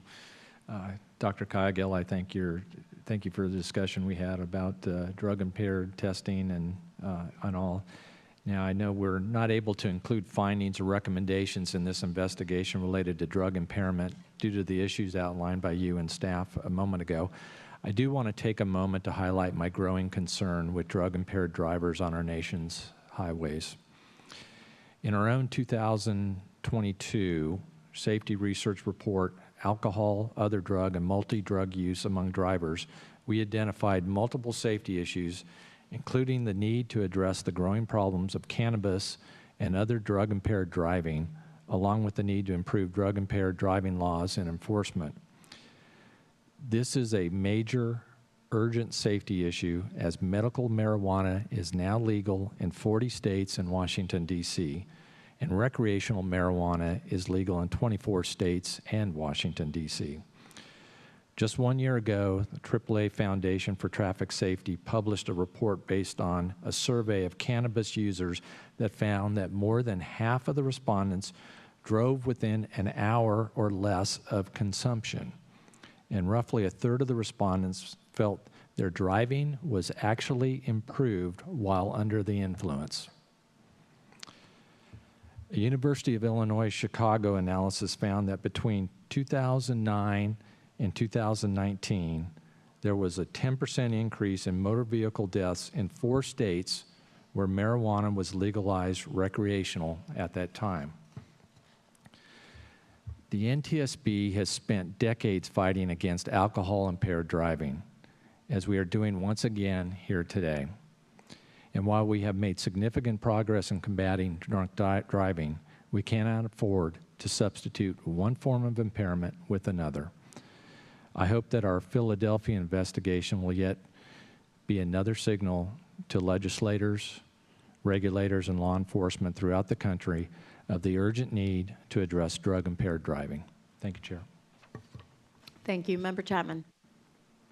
Thank you, Chair. I want to close my questions in this area, frankly, by getting on my latest soapbox. And I don't think you all will be surprised by what I'm about to say because we had this discussion during our pre-meeting. But if you want to offer some comments, once I get down from my soapbox, please feel free. Through my own advocacy work on alcohol impairment, I have a sense that the general public often believes that it's legal to drive after drinking so long as the driver's blood alcohol concentration is lower than 0.08, or in the case of Utah, 0.05. And of course, that's not the case. The per se BAC number is effectively an evidentiary rule, with a driver presumed to be impaired without the need for other evidence to establish impairment. So increasingly, I've taken to referring to the BAC number as a standard rather than as a limit. And this helps to avoid reinforcing the mistaken impression, and I think it is a wide-ranging mistaken impression, that it's legal to drive if your BAC is lower than the so-called limit. So that's my soapbox, and I appreciate the discussions that we've had about that, and I also appreciate some of the changes that were made in the report just to kind of reflect that concern. Thank you. Member DeLue. No other questions other than to say I appreciate the work you've done, and Member Chapman, consider me one of your advocates, and I'd like to work with you. For those that are listening, if you're going to drink and drive or use marijuana, please don't drive around me and my family. Or don't drive at all. There are lots of other options. I have a question regarding 911 assist. So according to our investigation in the Philadelphia crash, the vehicle's 911 assist program initiated an emergency call about 2 seconds after the crash occurred. However, that call never went through successfully, nor was registered by the Pennsylvania State Police. The call process was marked as completed after several connection attempts, which took about 7 minutes. How many connection attempts? Does anyone know from the... I don't recall off the top of my head, but there were several. Okay. Again, the Pennsylvania State Police reported having no awareness of a 911 call received from the Ford Emergency Assist System. I do believe these assist systems are helpful. After I was hit from behind in my vehicle, it immediately called 911, immediately, and somebody came on very quickly and was very helpful. And certainly part of the safe system approach that we talk about is post-crash care, which includes timely arrival of emergency responders and EMS personnel. How were state police notified of the crash? The trooper advised that they had received witness calls. Okay. And when were they able to arrive on scene? I think one of these crashes was 11 minutes and the other, I think, was 7. Yep. Do we have any information on how often failed connections or failed calls happen with 911 assist programs or the like? We don't have that information. It should be noted that it relies on the driver's cell phone and also that the driver enables that system. Right. In this situation, it clearly was enabled because it tried several times. And so was Ford responsive? Did they discuss this with you as something that they need to look into and address, or? So Ford brought it up to our attention. After a while, they were able to determine that the 911 assist did make a call after several attempts, but we were unable to determine where the call went to, because there are several potential areas that could have received the 911 call. Okay, thanks. I just wanted to ask a few questions on that. I don't have any further questions in this area. Do others? Nope. Okay. Before we move on to the next set of staff presentations, I think we'll briefly take a 15-minute break. So if we can come back at 11:15, that would be great. Thank you so much. All right. We're ready for the next round of staff presentations by Dr. Bet. Thank you. Good morning.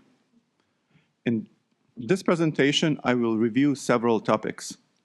I will describe the Ford's suite of advanced driver assistance systems, discuss the implementation and performance of its partial automation system, BlueCruise, as well as the performance of its forward collision avoidance systems in both crashes.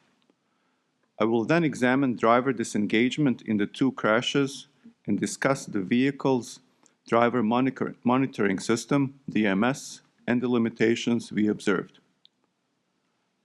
Both Ford Mach-E vehicles were equipped with the same suite of driver assistance technologies, including BlueCruise and other ADAS. While BlueCruise includes hands-required and hands-free operational modes, our presentations focus on the hands-free operation only. In that mode, either adaptive cruise control or intelligent ACC, which limits cruise speed to the detected speed limit, is engaged concurrently with lane centering and camera-based DMS. When hands-free BlueCruise is engaged, the system monitors the travel path, detects obstacles, maintains lane position and set speed, brakes for vehicles ahead, and monitors driver engagement through DMS. These capabilities are afforded by sensor and camera systems that monitor the environment, the vehicle, the driver, analyze that data, and provide mapping information. The camera and radar fusion combines data from both sensor systems for a more comprehensive interpretation of the environment. In addition to the federally mandated airbag control module, the Ford Mach-E vehicles had two primary in-vehicle data recording modules and were part of several telematic data collection programs. Together, these data sources captured numerous parameters related to vehicle dynamics, hazard detection, driver engagement, and the operation of BlueCruise and other ADAS. BlueCruise and other ADAS did not respond, brake, or steer in either crash, and neither did the Ford drivers. The captured data in the Philadelphia crash showed that the camera radar fusion system had detected a stopped vehicle ahead 0.4 seconds before impact. However, due to the system's low confidence that the detected stationary vehicle was a threat, it did not activate the automatic emergency braking system, AEB. The Philadelphia data also showed that the system had requested a forward collision warning alert less than 200 milliseconds before impact, far too late for the driver to initiate an avoidance maneuver. The vehicle owner's manual describes limited detection capabilities of vehicles at night, and Ford communicated with NTSB that they do not expect the current generation of radar camera fusion systems to reliably detect stationary vehicles as a hazard while traveling at highway speeds during nighttime conditions. So, considering these system limitations and that hands-free BlueCruise can be operated up to 80 miles per hour, the expected performance of the forward CAS in these two crashes is somewhat uncertain. Contributing to this uncertainty is that the FCW and AEB were not required equipment on these Mach-E, and there were no performance standards. While the 2022 Mach-E had performed well in the existing AEB performance testing protocols by NHTSA and European NCAP, those protocols did not capture the parameters present in the two crashes. In 2024, NHTSA issued a final rule going into effect in 2029, requiring FCW and AEB systems in passenger vehicles, requiring AEB to completely avoid collisions with lead vehicles, including stationary ones, at speeds up to 62 miles per hour, and to engage at speeds up to 90 miles per hour.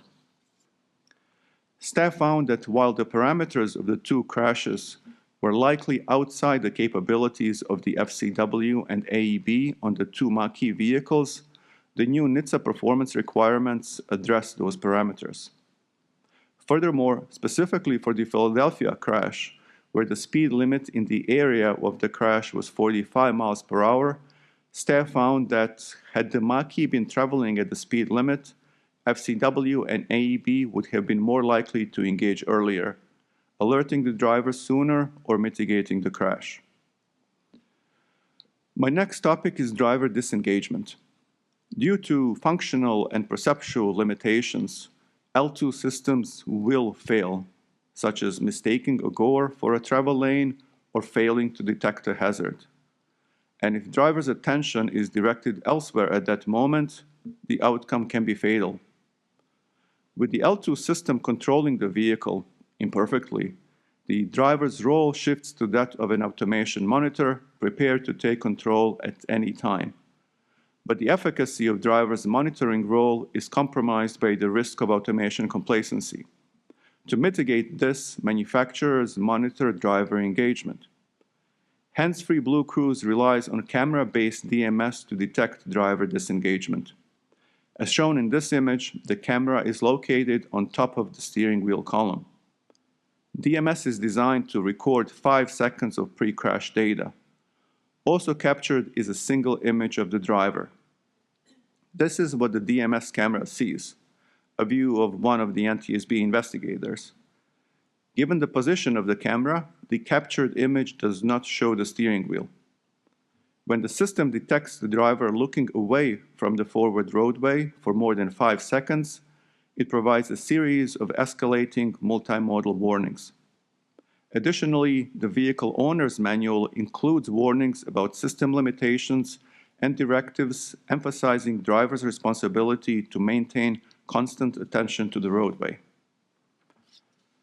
In the San Antonio crash, the DMS module captured the crash, showing that the driver was alternating glances between the infotainment console and the forward roadway, with 3 brief glances toward the forward roadway, including the last one at 200 milliseconds before impact. Telematic data showed that the driver received 2 gaze-off alerts prior to the crash, 29 seconds and 8 seconds before impact. Combined with the pre-crash data, the driver was looking away from the forward roadway for at least 14 of the last 30 seconds before the crash. This pattern of glances away from the forward roadway, combined with the driver's lack of response and distraction from the use of infotainment system, all indicate over-reliance on the L2 system. In the Philadelphia crash, the DMS module also captured the 5 seconds of pre-impact data, showing that the driver was looking toward the forward roadway for that entire period. Telematic data showed that the driver had received a gaze-off alert 26 seconds before impact. As designed, the DMS module captured a single image of the driver 2 seconds before the first alert. This image shows the Philadelphia driver with her face redacted. The DMS image showed the driver sitting upright and facing forward with both eyes open, and circled in yellow with the left hand holding an object that appears to be a cell phone. The absence of a DMS alert in the final 5 seconds prompted us to examine the extent to which a driver could engage in non-driving activities while using hands-free BlueCruise without triggering a DMS alert. With an exemplar Mach-E and an exemplar driver, Mr. Squire, we recreated the in-vehicle positioning of the Philadelphia driver. The upper image shows the DMS camera view of the exemplar driver matched to the Philadelphia driver's positioning. The lower image, taken from the back seat, shows the exemplar driver holding a cell phone in vertical position. The exemplar driver was instructed to focus his gaze on markers placed at specific locations, and in some conditions, focus on a handheld cell phone. While the DMS accurately differentiated between gaze directed at the bottom of the windshield versus the top of the dashboard, marked by yellow and orange arrows, it consistently categorized the driver's gaze as the front windshield. when he was looking at the cell phone held in the position as shown.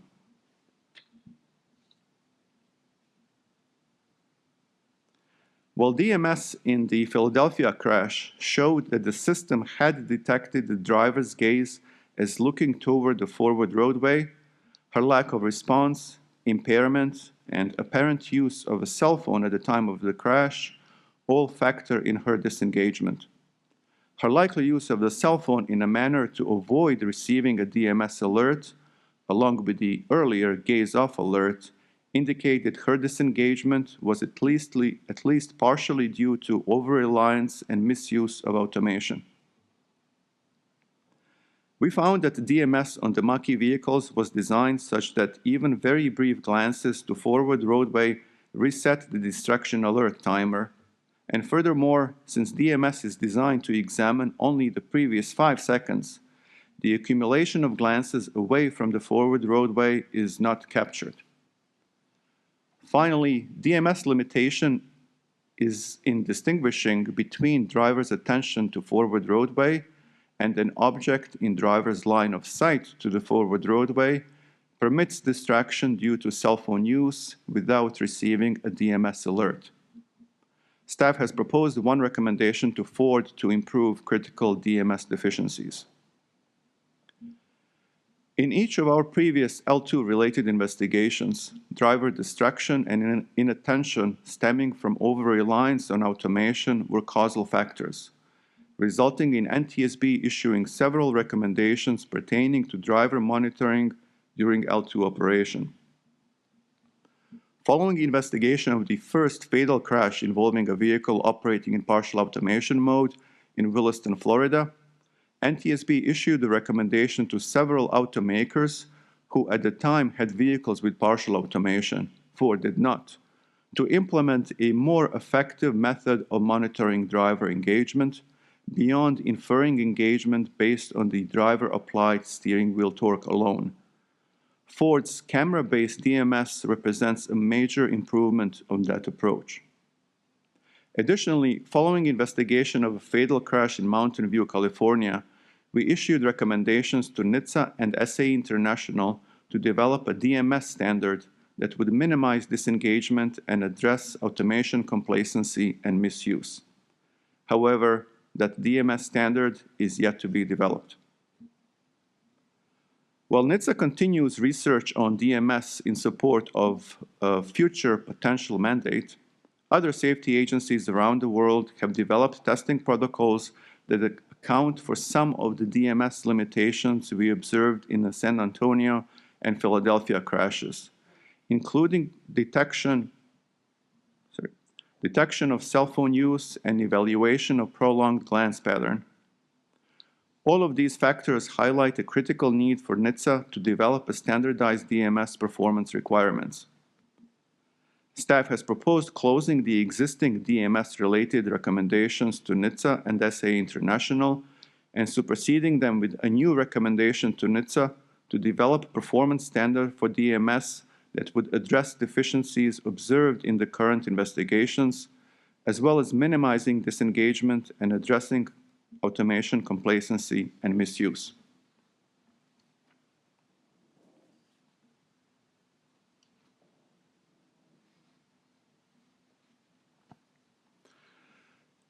In my second presentation, I will discuss the benefits and risks of partial automation, relevant research, and Ford's implementation of BlueCruise and its integration with various ADAS.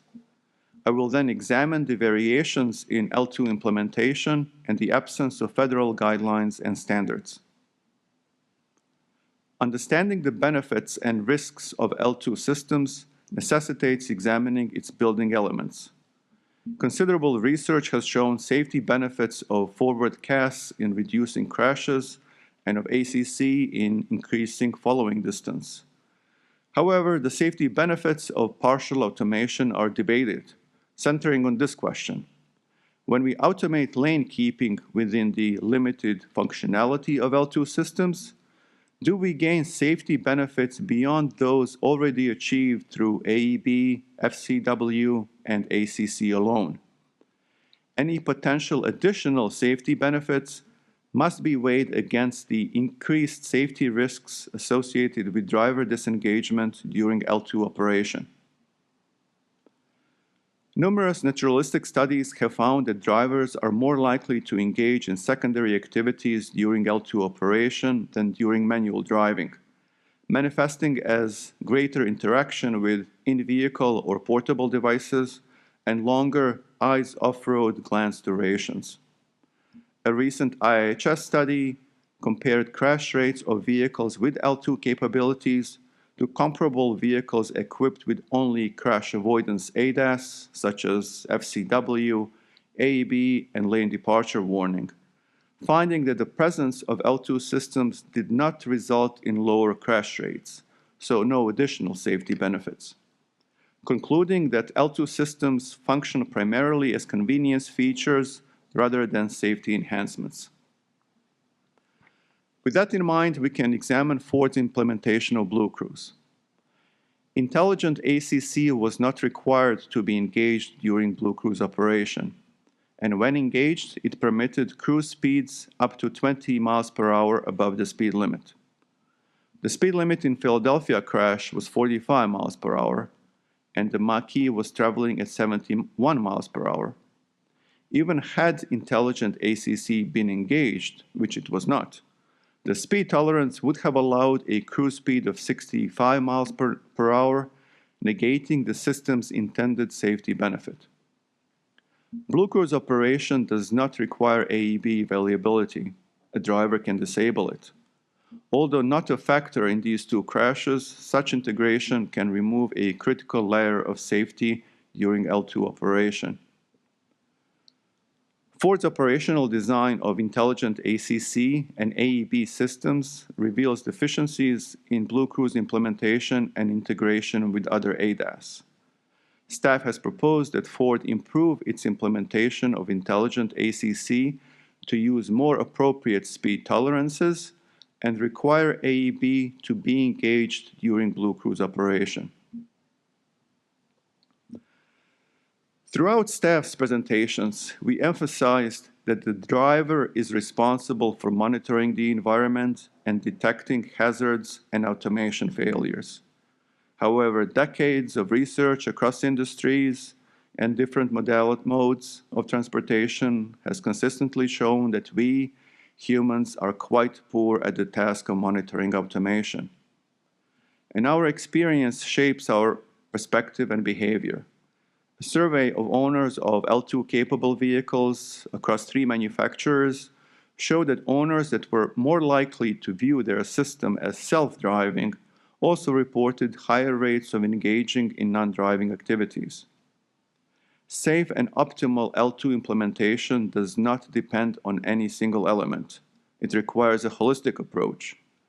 As these 2 investigations demonstrate, particularly the San Antonio one, even a momentary disengagement during L2 operation can be fatal, and the mere presence of a camera-based DMS does not inoculate against driver disengagement. As such, L2 implementation that promotes driver engagement by design, even in the absence of any driver monitoring, would offer a more complete countermeasure to disengagement risk. The current investigations also provide examples of other important factors in L2 implementation, such as operating in more complex driving environments. While the work zone in the Philadelphia crash was still within the allowable parameters for hands-free operation, Ford's BlueCruise implementation was not adaptive to potentially more complex driving conditions. And by that adaptation, I mean an adaptation that could manifest as lower speed tolerances or more aggressive distraction alert thresholds.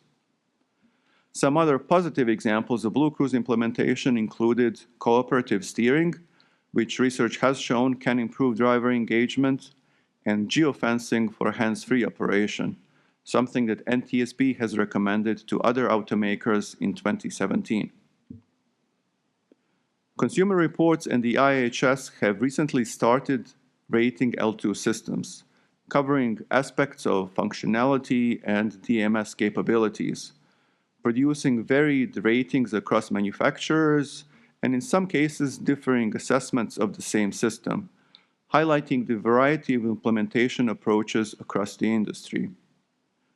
The L2 implementation deficiencies that staff has discussed, along with a variety of implementation approaches, stem at least in part from the absence of authoritative guidelines or industry best practices for L2 implementation. NHTSA's guidelines for designing in-vehicle electronic devices serves as an example of a non-mandate approach that became an industry-accepted reference. Staff has found that authoritative guidelines for implementation of partial automation systems are needed to reduce known system limitations, provide safety redundancies, and promote driver engagement by design. Staff has proposed that US DOT develop comprehensive guidelines for implementation of L2 systems that address the issues staff has discussed in our presentations. At this point, staff is prepared to answer questions on a broader topic of L2 system safety. Thank you. And we're going to move to rounds of questions by the board on L2, level 2 system safety. I just want to pause for a second, though. Thank you, Dr. Becich, for 2 excellent presentations. I think I was supposed to take a break in between both of them, but we were running a little long and wanted to make sure everybody got a break before that. So I appreciate that you went along with that. But I do, for those that are watching, I want to be really, I think we have to be very sensitive to the fact that not everybody is a highway safety expert. So to the extent that we could not use acronyms, I think that would be helpful. For those watching, FCW is forward collision warning. ACC is adaptive cruise control. AEB is automatic emergency braking, and ADAS is advanced driver assist systems. And then level 2, L2 is level 2 technologies, which is partial automation. So I just want to make sure that people at home can follow along. So to the extent that you could not use acronyms, I think that would be really helpful for all of us, including us, I meant. Mr. Minat, if you could pull up a video, but hold it first. Don't play it yet. Dr. Becich, sorry, I think I said Mr. before. Doctor, you definitely earned that. You mentioned that experience shapes behavior. The experience shapes behavior and attitudes of drivers, but also how something is advertised, I think, has an impact. Research shows that. And how drivers are educated. I can tell you that for me personally, when I purchased 2 different vehicles that have level 2 partial automation, I was not given a tutorial at the dealership. I was sent off on my way and called 3 or 4 weeks later by somebody that said, we'll give you a gift certificate to gift card to something if you come back and we'll teach you about your vehicle. In that time, a month went by. And of course, did I go back? No, because I've already, checked it all out. I don't know that many people read their manuals or read the fine print online. I will say, just looking at Ford's, I went to their website, and it was Ford BlueCruise is a hands-free driver assistant feature designed to help make driving easier, more enjoyable, and less stressful. Can you play that video, please?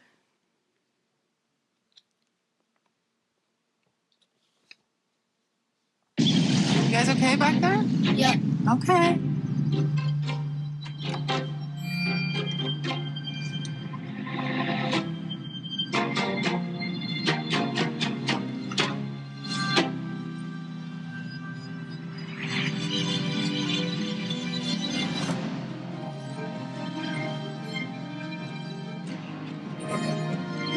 Hands-free highway driving for a hands-on life. Ford BlueCruise. Look, I've seen worse ads, but I have to tell you, if you are, please do not pretend that you are conducting a symphony orchestra closing your eyes with your children in the back seat while your BlueCruise is driving down the highway.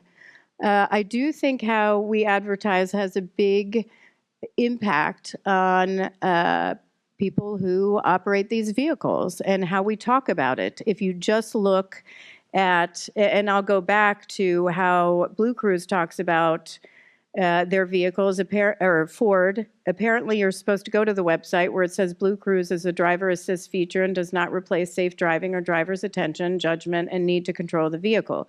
Yet at the same time, they're advertising that you can easily just begin to pretend you're conducting a symphony orchestra while partially closing your eyes at times during the driving operation with your children in the back. I think that's irresponsible.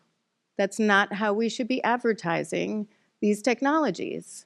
I looked at other ads, and across the board, it's not just Ford, it's others as well. And then apparently people have to go to the manual to read, you're responsible for keeping your eyes on the roads at all time. The system is designed to be an aid and does not leave your responsibility to drive with due care and attention. Failure to follow instruction could result in the loss of control of your vehicle, personal injury, or death.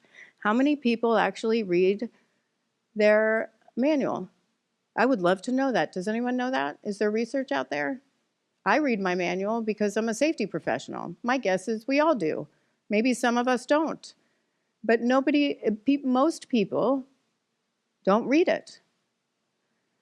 So I do think, beyond behavior, it is about how you talk about it. It is about how you educate those who purchase it, which it comes at the very beginning. With that, Member Graham.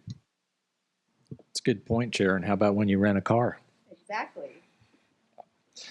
I did lock myself out of a vehicle and not know how to get into that Tesla. We tried. Oh, boy. On the rental. Yeah. Renting a car can be tough. I want to focus in on the alerting time for the driver monitoring systems when they detect off-road glances, and what amount of time is most appropriate before an alert is issued. So first of all, is there any amount of time for any vehicle on the road today where it is acceptable for the driver not to be focused on the road?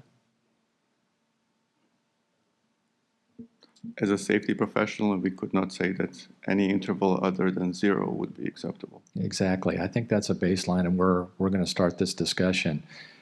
There's no amount of time where it is acceptable for drivers of any vehicle to be looking away from the roadway, especially at the high speeds we're talking about with these two accidents.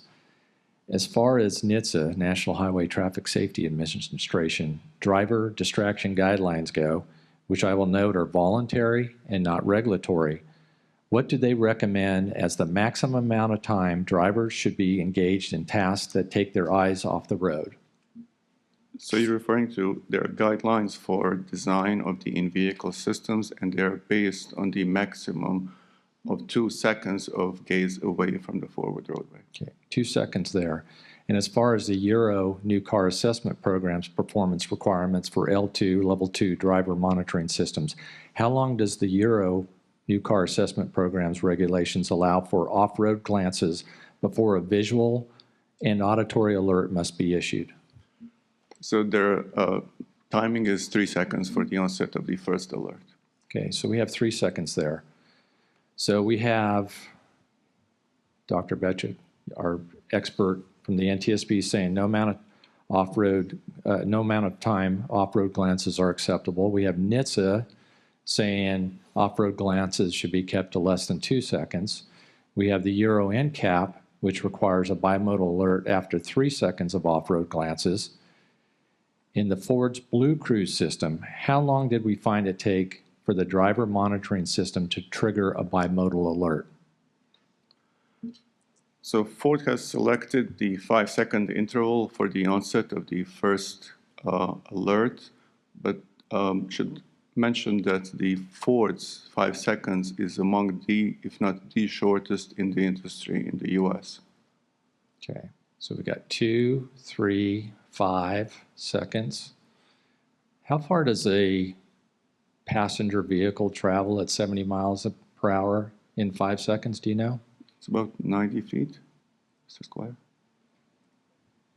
No, it's about 519 feet. Yeah, a little over 500 feet, almost per second. Okay. 2 football fields. That's the way I like to think of it. Given this, do you think it is appropriate for Ford's driver monitoring system to issue bimodal alerts sooner than the existing 5 seconds? That's a very good question. So I mentioned the Ford's timing and compared to the rest of the industry, but I should also say that we all disengage all the time, hopefully for very brief periods of time. We're simply not capable of prolonged, sustained attention to any single task. But a lot can happen in 5 seconds or in 3 seconds, clearly as these two crashes have shown. And as safety professional, we cannot say that any gaze away from the roadway other than 0 is safe enough. But we have to acknowledge the feasibility and then the issue of usability and user acceptance. Staff's position is that these factors, including the timing of the first alerts, including any modalities and subsequent alerts, would be defined in the performance standard that staff has proposed that NHTSA develops. Thank you for that, Doctor. So I got a little bit of time. Can you briefly touch on the importance of multimodal alerting and how the sensory, visual, and auditory alerts can collectively help return drivers' attention to the roadway? So NHTSA has done, along with the industry, has done a lot of work specifically in that area a couple of decades ago during the development of forward collision warning systems to determine the appropriate modalities. And the primary basic finding is bimodal, or at least bimodal warnings are much more effective in orienting drivers' attention than a single modality, especially when it involves an auditory component. Great, thank you. My time's up. Member Chapman? Yes. Oh, they said. Thank you, Chair. We know, especially from experience in commercial aviation, that automation complacency is a real phenomenon. However, in aviation, that phenomenon is well understood, it's explicitly trained for, and it is carefully managed. And we still have problems in aviation from time to time. In contrast, Level 2 vehicle systems are deployed to the general public, and they're often marketed as comfort features rather than as safety features. And we just saw the Ford ad with the nice lady practicing her conducting. By the way, I often make light of the fact that my college degree was in music, but in fact, I do have a Bachelor of Fine Arts in music, and so as a qualified expert, I am here to tell you that nice lady needs a lot more practice. Remember Graham and I joined NTSB a little over 6 years ago, and our very first meeting was the Mountain View crash, where a Tesla SUV operating in partial automation crashed into a damaged crash attenuator. There was evidence of automation complacency in that investigation, and that experience and what I learned from that investigation continues to shape my concern that these systems can lead drivers to over-rely on automation and disengage from the driving task, and this investigation demonstrates that further. Has NHTSA published any guidelines for the safe implementation of any guidelines at all for safe implementation of Level 2 systems in the 6 years since the Mountain View investigation?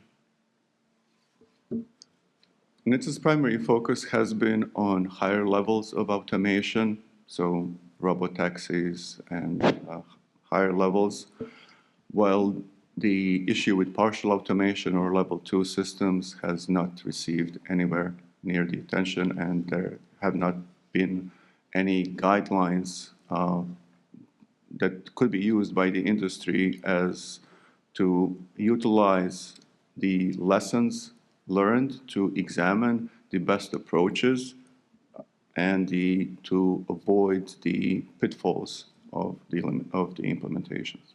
Thank you. And I recognize this is a somewhat subjective question, but are there any areas where DOT or NHTSA has improved in its oversight of partial automation? So with partial automation, and as our staff and as a board, and Chairwoman Homendy discussed the benefits of other advanced driver assistance systems. Vehicles with partial automation are built on other supporting systems, including automatic emergency braking, forward collision warning, and other systems that have shown to provide safety benefits. Thank you. So they have, so that would be the benefit, including the NHTSA's recent mandate for requiring AEB systems on passenger vehicles. Okay, thank you. I appreciate that. Ford did not make vehicles with level 2 capabilities at the time we reiterated a recommendation in Mountain View for 6 automakers to develop more effective methods of driver engagement than steering wheel torque alone while vehicles are in partial automation. So Ford deserves credit for incorporating both steering wheel torque and driver gauge monitoring independent of our recommendation. And I also want to note, too, that one of the issues in the Mountain View investigation was what I believe is called operational design domain. And at that, and that this is essentially the driving environment in which the automation is designed to function. The problem at that point in time was that determination was essentially left up to the driver.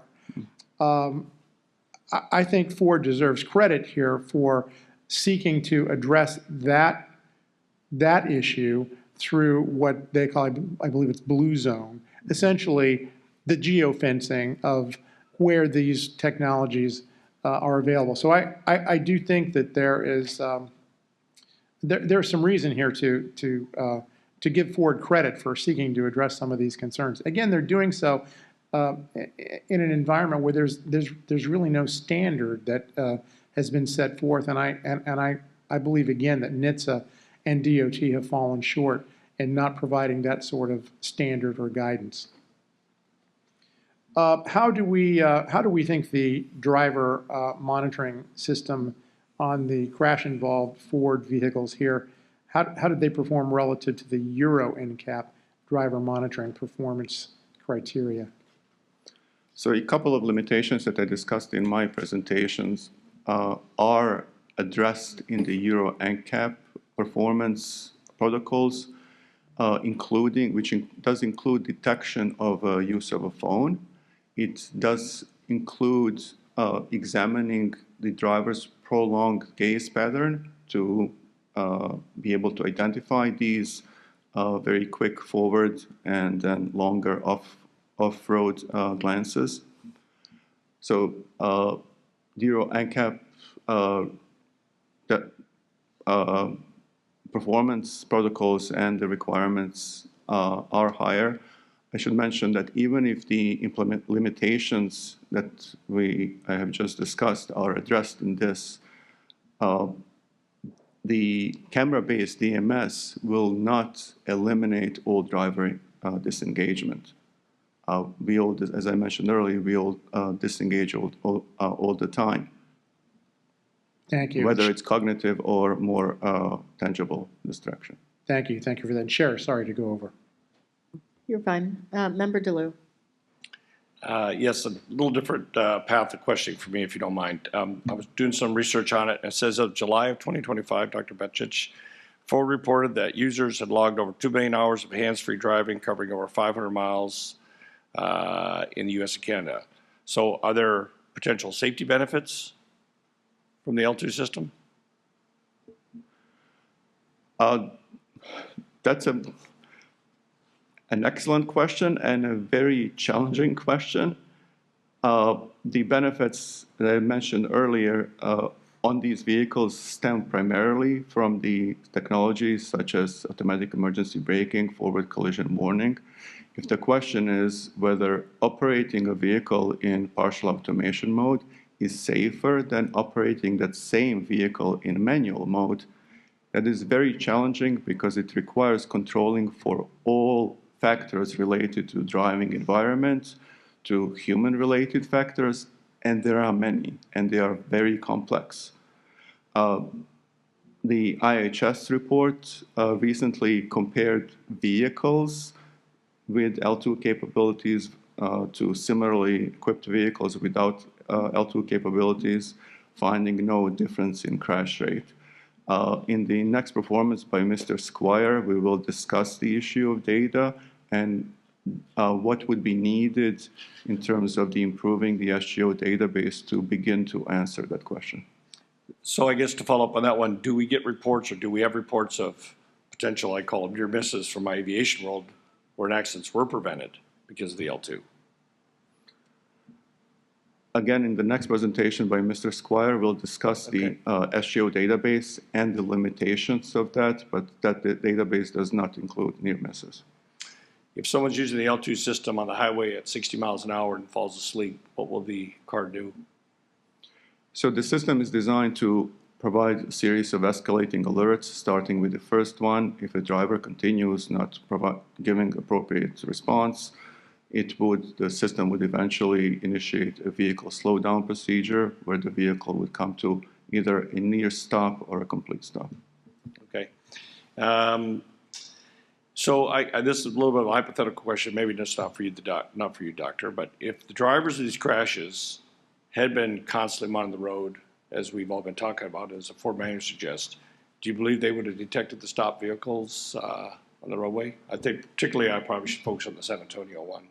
Sure, I can answer that. Yeah. I think the most obvious one is that the witness traveling ahead of the Ford avoided the crash. She was particularly focused on the roadway because she was looking to exit. So yes, we definitely believe that there was available evidence that the Honda was illuminated, that there was adequate roadway lighting, and the driver had a clear line of sight of about 1,300 feet, which translates to about 11 to 12 seconds to identify a stopped vehicle and make an evasive maneuver. So we believe there was sufficient time for that, had he been paying attention to the forward roadway. I think to follow up on that, though, as we just mentioned earlier, as human beings, we can't constantly monitor 100% all the time. We just can't. I think we can, but we can't. So the reality is if that driver that did avoid it had just looked for a momentary to the radio or looked at a passing sign, looking for exit, they could have potentially hit the car too, right? I mean, we're just fortunate that that particular driver was looking for the exit sign.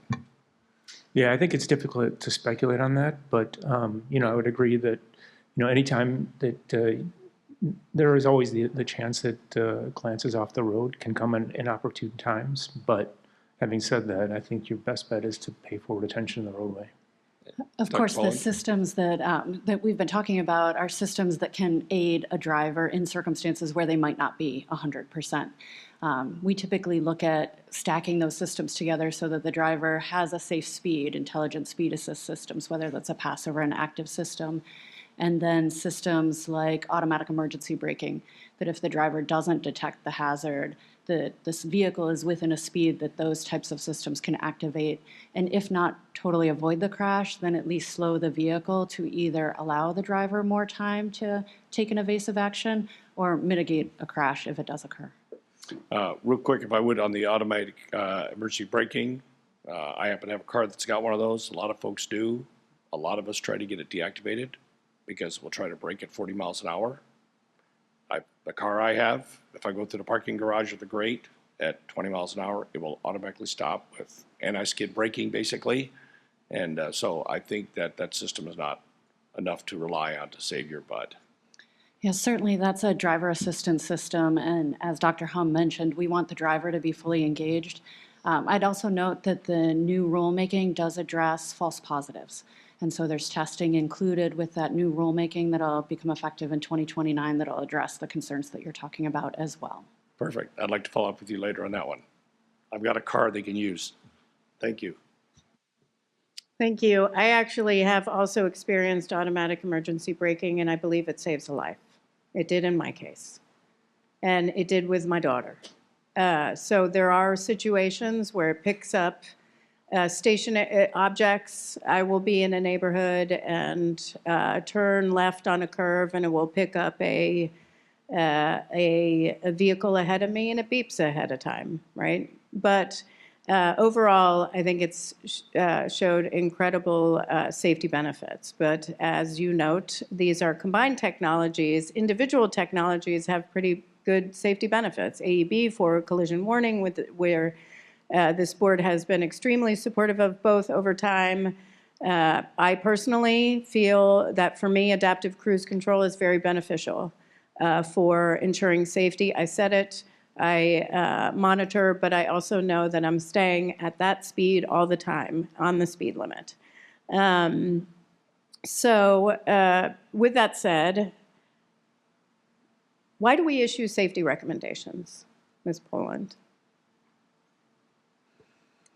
The NTSB issues safety recommendations to recipients that we believe can take action to either prevent or mitigate crashes that we've seen through our investigations or safety deficiencies that have been revealed through the investigative process. Yeah, so our safety record, I always say, and I said this in my opening, that our investigations are really the first step. But real safety change comes when our recommendations are implemented. If they're not implemented, what is the point? Right? We need to be taken seriously. We are the ones on scene trying to improve safety all the time, constantly. And I'm looking at the issues we're talking about today: driver disengagement, over-reliance on automation, drivers moving from operators of a vehicle to monitors of a vehicle, and we're not good at that. In fact, the research shows that the more we're used to that technology, the more we disengage with that technology, because now we're just comfortable with it, and we find other ways around it. So over and over, we've issued recommendations since 2016 when we did Williston, Mountain View, Delray Beach, Culver City, you name it. I'm looking at development of standards for driver monitoring systems. We said well back, SAE Level 2 partial automation systems require that the driver monitor the highway and remain able to take control of the vehicle at any time. The success of a Level 2 system depends on a driver completing a monitoring task that requires sustained attention. However, humans generally perform poorly in the role of monitors. So one question I have is, do manufacturers' expectations align with drivers' real-world use, and do they test for that? Do you test for the worst possible scenario, the worst possible driver? I would say no. Staff notes in the report an example of a small finding from an excellent study involving a different automaker that uses monitoring the driver applied steering wheel torque as a primary method of determining driver engagement. And in that naturalistic study, it found that drivers receive on average an alert for disengagement every 3 miles. So there's a huge disconnect between what in this case, the manufacturer expected and how drivers actually use it in the real world. So we recommended a while back that NHTSA work with SAE to develop performance standards for driver monitoring. What was SAE's response, or at least per NHTSA? We did not receive the response from the SAE. No, we didn't. I said per NHTSA. Oh, per NHTSA. So when discussing this with NHTSA informed us that they did not have a working relationship with the SAE on this, but they felt comfortable of pursuing research on this topic on their own. And NHTSA also apparently informed us that they weren't interested, that SAE was not interested in pursuing performance standards, just not interested. Yet we continue to investigate crashes involving fatalities, resulting in fatalities and injuries. It's really quite tragic when our recommendations are not implemented. Thank God we exist because we continue to fight for safety. But you know what? It's not just up to NHTSA. It's not just up to SAE. The manufacturers have a major role here. I hope they're listening. I hope you're listening, because I tell you, oftentimes I hear, oh, it's the person's fault. The driver disengaged. They were impaired. They were distracted. You know what? Your technologies help with that. Lead to that. Lead to misuse, are part of the misuse, and you need to take action. Vice Chairman Graham. Thank you, Chair. I love technology. People know that of me. I love using it, but I won't use it unless I understand the limitations of it, because there's no perfect system out there. We all know that in this business. So I want to talk about BlueCruise's limitations as it relates to speeding, particularly excessive speeding. When hands-required BlueCruise is enabled, what is the maximum cruise speed the adaptive cruise control can be set to? It is 113 miles per hour. 113 miles an hour. And what is the maximum cruise speed the adaptive cruise control can be set to when hands-free BlueCruise is enabled? That would be 80 miles per hour. 80 miles. Okay. To clarify, this is not intelligent adaptive cruise control we are talking about here. Can you explain how the intelligent adaptive cruise control system differs from the passive one that allows for those maximum speeds we just discussed? Okay, and we'll refrain from using any acronyms. Sorry. But Ford's intelligent adaptive cruise control is Ford's name of a system called Active Intelligent Speed Assistance, which is more of a generic name. And intelligent speed assistance on its own, the passive component, alerts a driver when exceeding the speed limit. Active intelligent speed assistance precludes the vehicle from exceeding the speed limit, and it could be done through a variety of ways, either through more of a haptic way, pushing the accelerator pedal, or through an actual governor that precludes a vehicle from going above the speed limit. So is there any restrictions on speeding when intelligent adaptive cruise control is engaged? So Ford's implementation of the intelligent adaptive cruise control includes a tolerance level of 20 miles per hour. 20 over the speed limit. Correct. Okay. And is intelligent adaptive cruise control required to be engaged when hands-required BlueCruise is activated? No, it's not required. Either AC adaptive cruise control or intelligent adaptive cruise control needs to be engaged. And how about when hands-free BlueCruise is activated? The same rule applies. Same rule, okay. So theoretically, in Ford's existing BlueCruise system today, a car could travel through an area designated for hands-free BlueCruise, known as a blue zone, at up to 80 miles per hour because intelligent adaptive cruise control is not required to be engaged. Correct. Yeah, I know this is getting confusing, isn't it? What if that section of roadway was a work zone that had a reduced speed limit? Say, for example, there's a blue zone designated for a section of roadway that normally has a 65 mile per hour speed limit. If that same section of roadway becomes a work zone with a reduced speed limit to 55 miles per hour, hands-free BlueCruise can still be engaged at 80 miles per hour traveling through that work zone because the intelligent adaptive cruise control is not required to be engaged and detect the surrounding speed limit. Is that correct? Yes, with the caveat is there are a number of other factors, such as work zone-related changes to the roadway that might negate the suitability of the roadway for hands-free BlueCruise. But regarding the speed, your question is correct. Yeah. And with hands-required BlueCruise, that is not limited to blue zones or other specified sections of roadway. Is that correct? Correct. Okay, so a driver with a hands-required BlueCruise enabled on that same hypothetical section of roadway previously discussed could travel 110 miles per hour in the 55 mile an hour work zone because intelligent adaptive cruise control is not required to be engaged. Yes, I believe so. That is correct. Is there any roadway in this country where it is acceptable to travel 113 miles per hour? There is no reason for any vehicle to travel at those speeds on public roads. And even if an individual wants or feels the need to speed, should the vehicle assist them in going more than 100 miles per hour? Speeding is a safety concern whether operating a vehicle manually or with an aid of ACC. If a driver wants to speed excessively, they will do so manually, even if limited by the maximum cruise speed. But at least with ACC enabled, there may be a potential for the system to provide some safety benefits.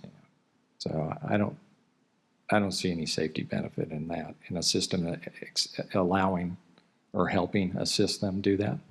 Thank you, Chair. Yep, I agree with that. Member Chapman?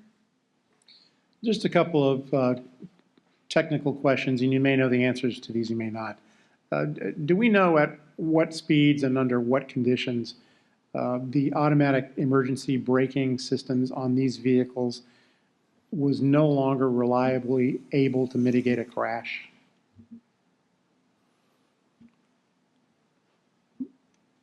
That is probably too technical of an engineering question to determine the exact threshold at which perhaps the system would detect a hazard 80% of the time or 90% of the time. But I think just generally, it's safe to say that as the speed increases, the reliability of the system, the capability of the system to detect and then mitigate goes down. Correct, particularly when including other factors such as if it's nighttime, if the hazard is stationary versus moving. So I want to suggest, and you can comment one way or another, that it's also it's unrealistic to expect that a driver would understand those performance limits of automatic emergency braking and some of the other technologies that are available. It's really not, it's not realistic to think that a driver would understand those limitations. Would you agree? I agree. Those are systems that assist a driver in a specific situation as discreetly, whether a driver understands the conditions during which the system can perform much more effectively than others. Yeah, and again, my concern here is the over-reliance on these systems without really understanding what the limitations are. And with respect to with respect to speeds, and I think this is really the same question, just asked another way. I don't think that drivers are clearly warned, and maybe they are in the owner's manual, but again, you know, I don't know the extent to which people can be relied upon to read the owner's manual, but the extent to which the capabilities of the system may not scale with the higher speeds that they're able to set, 80 miles an hour and higher. Those systems, again, the reliability goes down as that speed goes up. I just don't think drivers understand that, and I don't think that they're adequately warned of it. If they are, it's in the context of an owner's manual, and again, we don't know the extent to which people actually read or understand the owner's manual. Just some observations. No further questions in this area, Chair. Thank you. Member DeLue. I guess I'll follow up a little bit with Member Chapman's question there. So unfortunately, my background in aviation, the limitations that they refer to, we actually memorize all the limitations. Most airplanes, we actually read the manual from front to back on every airplane you go to. That's just kind of standard procedure for most pilots. And so on this one here, that was brought up by my colleagues that, you know, if you bought a new car, you'd have that information, but what happens if you buy a used car? Or as was as mentioned, like the Vice Chair mentioned about, you know, you rent a car. I've got a good friend that rented one, and, you know, there's no manual in the glove compartment. So have we considered any of those situations? Because as we get this new technology, it's going to get better.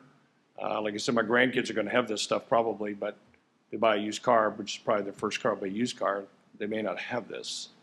So this, because I looked online for Ford, and I could find nothing in there that talks about the limitations of the BlueCruise technology. I see a lot of commercials, like the Chairwoman showed, but I didn't see much stuff. So how are people supposed to get this? Do you know?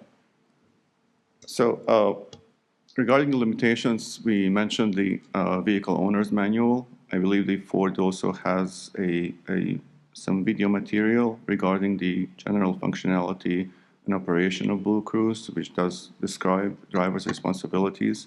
Regarding the benefits of education and training, there certainly can be many, but there are also substantial limitations when it comes to non-commercial drivers. It could be in something as basic as feasibility as to if someone is purchasing a vehicle, whether it's new or used, dealerships are not going to require a driver to undergo the training and pass the training before selling them a vehicle. So there are those limitations. However, our focus is in the recommendation to US DOT is to develop a guidelines, because even with initial orientation at the dealership, whatever they are told, only after the driver begins operating their new vehicle, they develop their own mental model as to how the system operates, what its limitations are, what the capabilities are, and that is also when they might get into danger of becoming too comfortable in certain situations, because the system has always performed well in those situations until one day they do not. Our focus is on the design of a system, first of all, from the human factors perspective, should communicate to the driver the proper use of the system and limit the opportunities for driver error. And when it comes to the broader issue of maintaining driver engagement, while camera-based EMS is certainly one of them, it cannot be the only one. Design of the system implementation of the system that by design promotes driver engagement would represent a more holistic and complete approach to maintaining driver's attention. So that leads me to a question of the work zone. So I believe, I don't know if I read how long the work zone was there, but I think it was at least 3 or 4 months, the one in Philadelphia. So being relied on a BlueCruise, I'm going down the road, or any level L2 type automation, also it's a work zone that's been there for 3, 4, 5 months. How often is the database updated in the BlueCruise world to know that, I mean, I'm feeling pretty good. It's been doing the speed limit the whole time, and all of a sudden it doesn't do the speed limit. So is there I won't say a standard, but how often does that get updated, that so-called database? So I believe you're talking about the mapping. So mapping, the high definition mapping, is provided by an external vendor, but it is used as a base of providing the roadway geometry. The forward-facing camera provides real-time information of any updates to whether it's work zone-related changes to the environment, on which then the suitability as a blue zone road is made. So the mapping you referred to, is that is the first step, and then forward-facing camera is the second step of verification of the roadway environment. So, and how often is the mapping updated? We don't have that information. We were informed by Ford that the mapping that the Mach-E had was the latest available map on that vehicle. Regarding work zone specific, we don't know whether it included the work zone sign, but we do know that it included the 55-mile speed limit, so the speed limit was not updated. Okay, thank you. Thank you. The Ford Mach-E Owner's Manual notes that forward collision warning and automatic emergency braking systems can detect stationary vehicles and are designed to operate at speeds above 3 miles per hour up to the vehicle's maximum speed, with a 50-mile-per-hour limit for detection of pedestrians and bicyclists. The manual cautions that AEB performance can degrade due to numerous factors, including nighttime conditions. Do you think owners have a good understanding of what the limitations are of forward collision warning and automatic emergency braking in their vehicles? Many engineers don't, so I wouldn't expect the owners to. That's right. Along those lines, I do have some questions about a recent rulemaking, but first, before I get to the rulemaking, NHTSA, IIHS, and Euro NCAP have been assessing the performance of forward collision warning and automatic emergency braking using different testing protocols for 3 typical rear-end crash scenarios: encountering a stopped vehicle in the same travel lane, encountering a slower-moving lead vehicle, following a vehicle that decelerates after a period of time. The NHTSA stopped vehicle testing protocol is limited to a maximum vehicle speed of 45 miles per hour for forward collision warning and 25 miles per hour for automatic emergency braking. IHS, 25 miles per hour for automatic emergency braking. Euro NCAP is 49.7 miles per hour. Had the vehicle, had one of these vehicles been traveling at the posted speed limit, I know they were significantly above 70, the system likely would have kicked in, assuming it wasn't turned off, and assuming conditions were met. In May 2024, NHTSA mandated performance requirements for forward collision warning and automatic emergency braking systems in passenger vehicles. What I want to know is the mandate said it was essentially a no-contact rule. 62 at speeds up to, it would have to avoid collisions with lead vehicles at speeds up to 62 miles per hour and to activate at speeds up to 90.1 miles per hour. The requirement applies to nighttime conditions when using low beam headlights. The mandate further includes requirements for pedestrian detection, and passenger vehicles would have to comply with the mandate by September 1st, 2029 if it went into effect.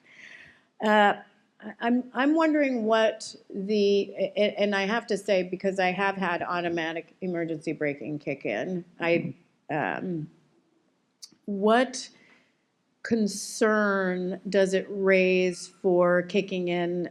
Are there any other safety concerns for kicking in at 62 miles per hour or 90 miles per hour? It's pretty jarring.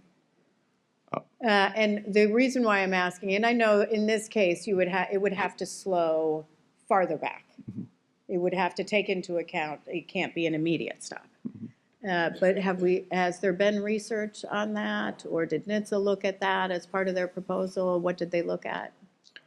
So NHTSA has examined the capabilities of current generation AEB, the top performance, and projected in the future as to whether in the future the capabilities automakers would be able to meet those capabilities. I believe that NHTSA stated that one automaker may meet those requirements today. I'm not sure which one that would be, but that was their position. I know we're aware that across the industry they have concerns about being able to meet those requirements. I believe Member DeLue mentioned the issue of false activations.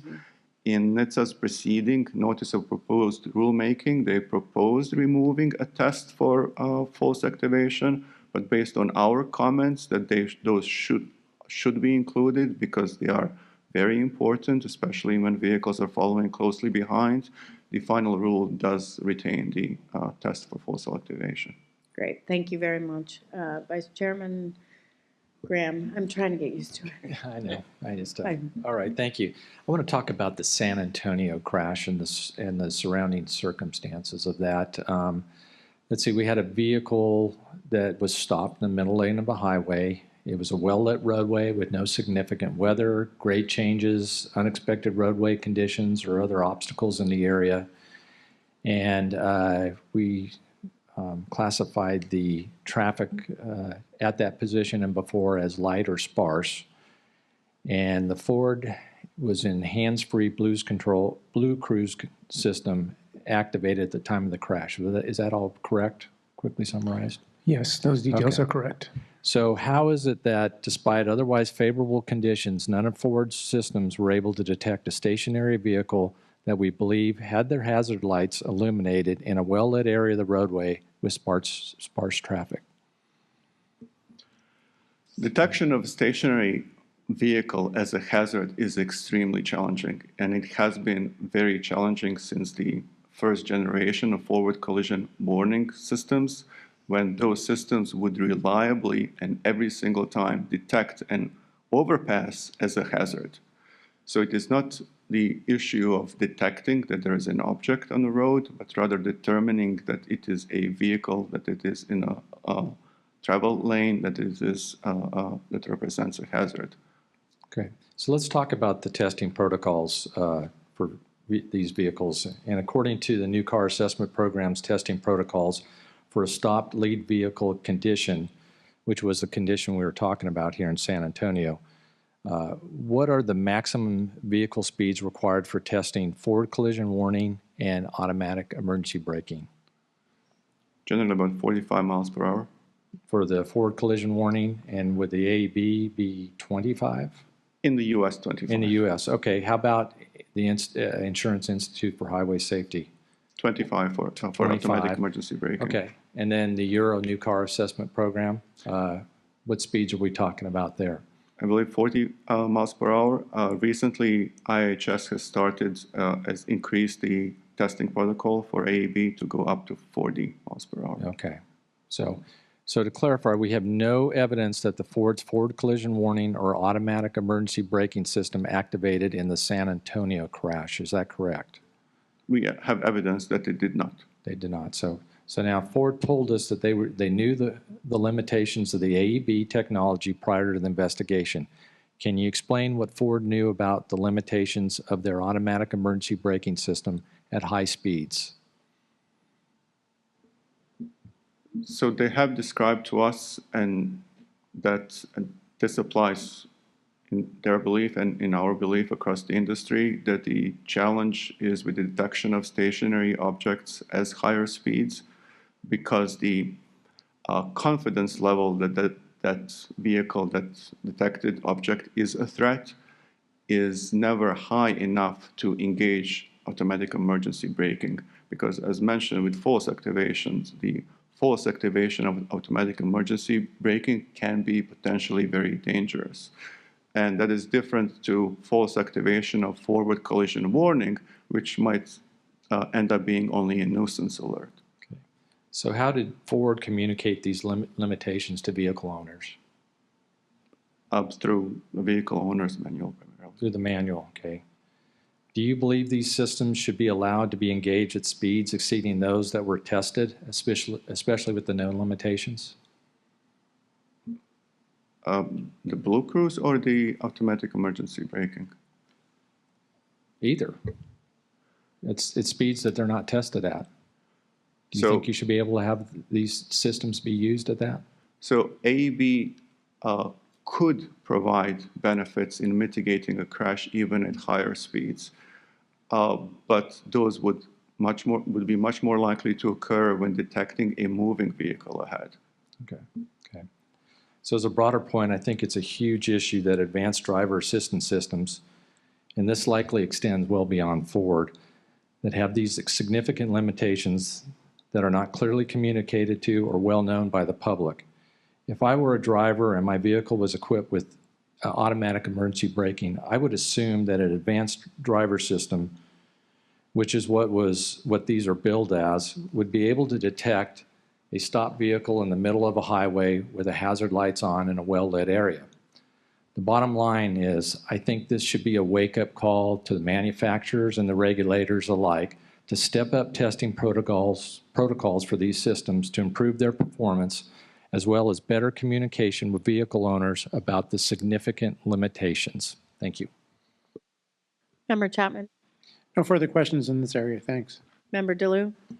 One of the last couple questions for me, and by the way, I 100% agree with Vice Chair Graham, the regulators.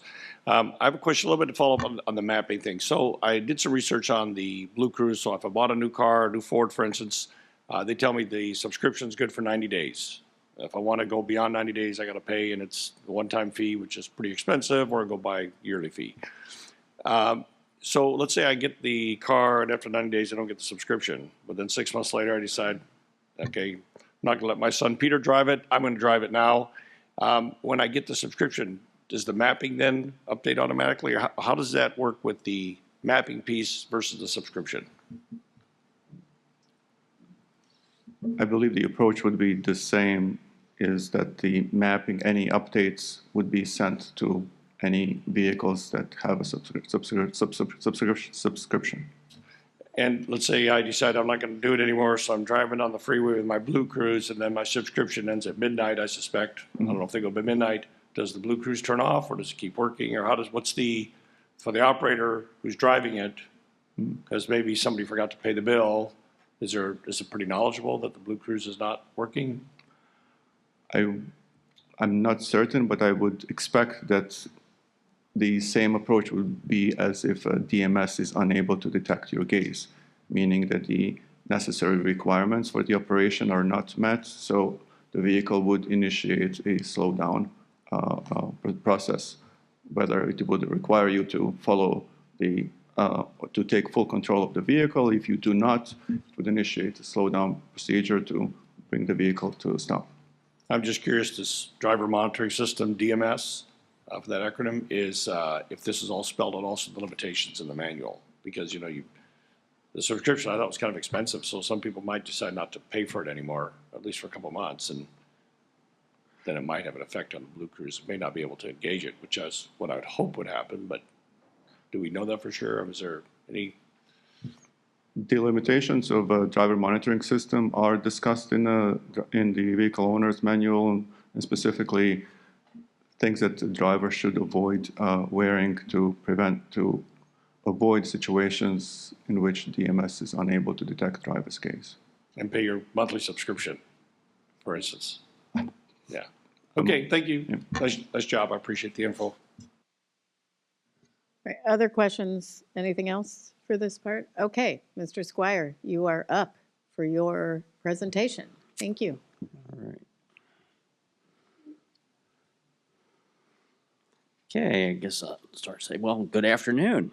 For staff's final presentation, I'll discuss the safety assessment elements of partial automation systems, including data recording, vehicle manufacturers' awareness of crashes involving those systems, and NHTSA's standing general order for the reporting of incidents involving partial automation.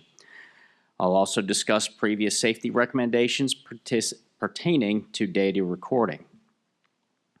Since the federal regulation pertaining to event data recorders, it's Part 563, does not include any ADAS Advanced Driver Assistance System elements or parameters that indicate whether partial automation was even engaged, Ford's recording of data related to these functions was voluntary. The Ford Mach-E vehicles involved in these crashes had two main in-vehicle modules that captured data pertaining to BlueCruise, the driver monitoring system, and the related functions. These vehicles had telematic or wireless data transmission capabilities that included continuous and event-based data. Although there was some overlap of the recorded information between these data sources, we found several insufficiencies in data capture that limited a more detailed understanding of the crashes.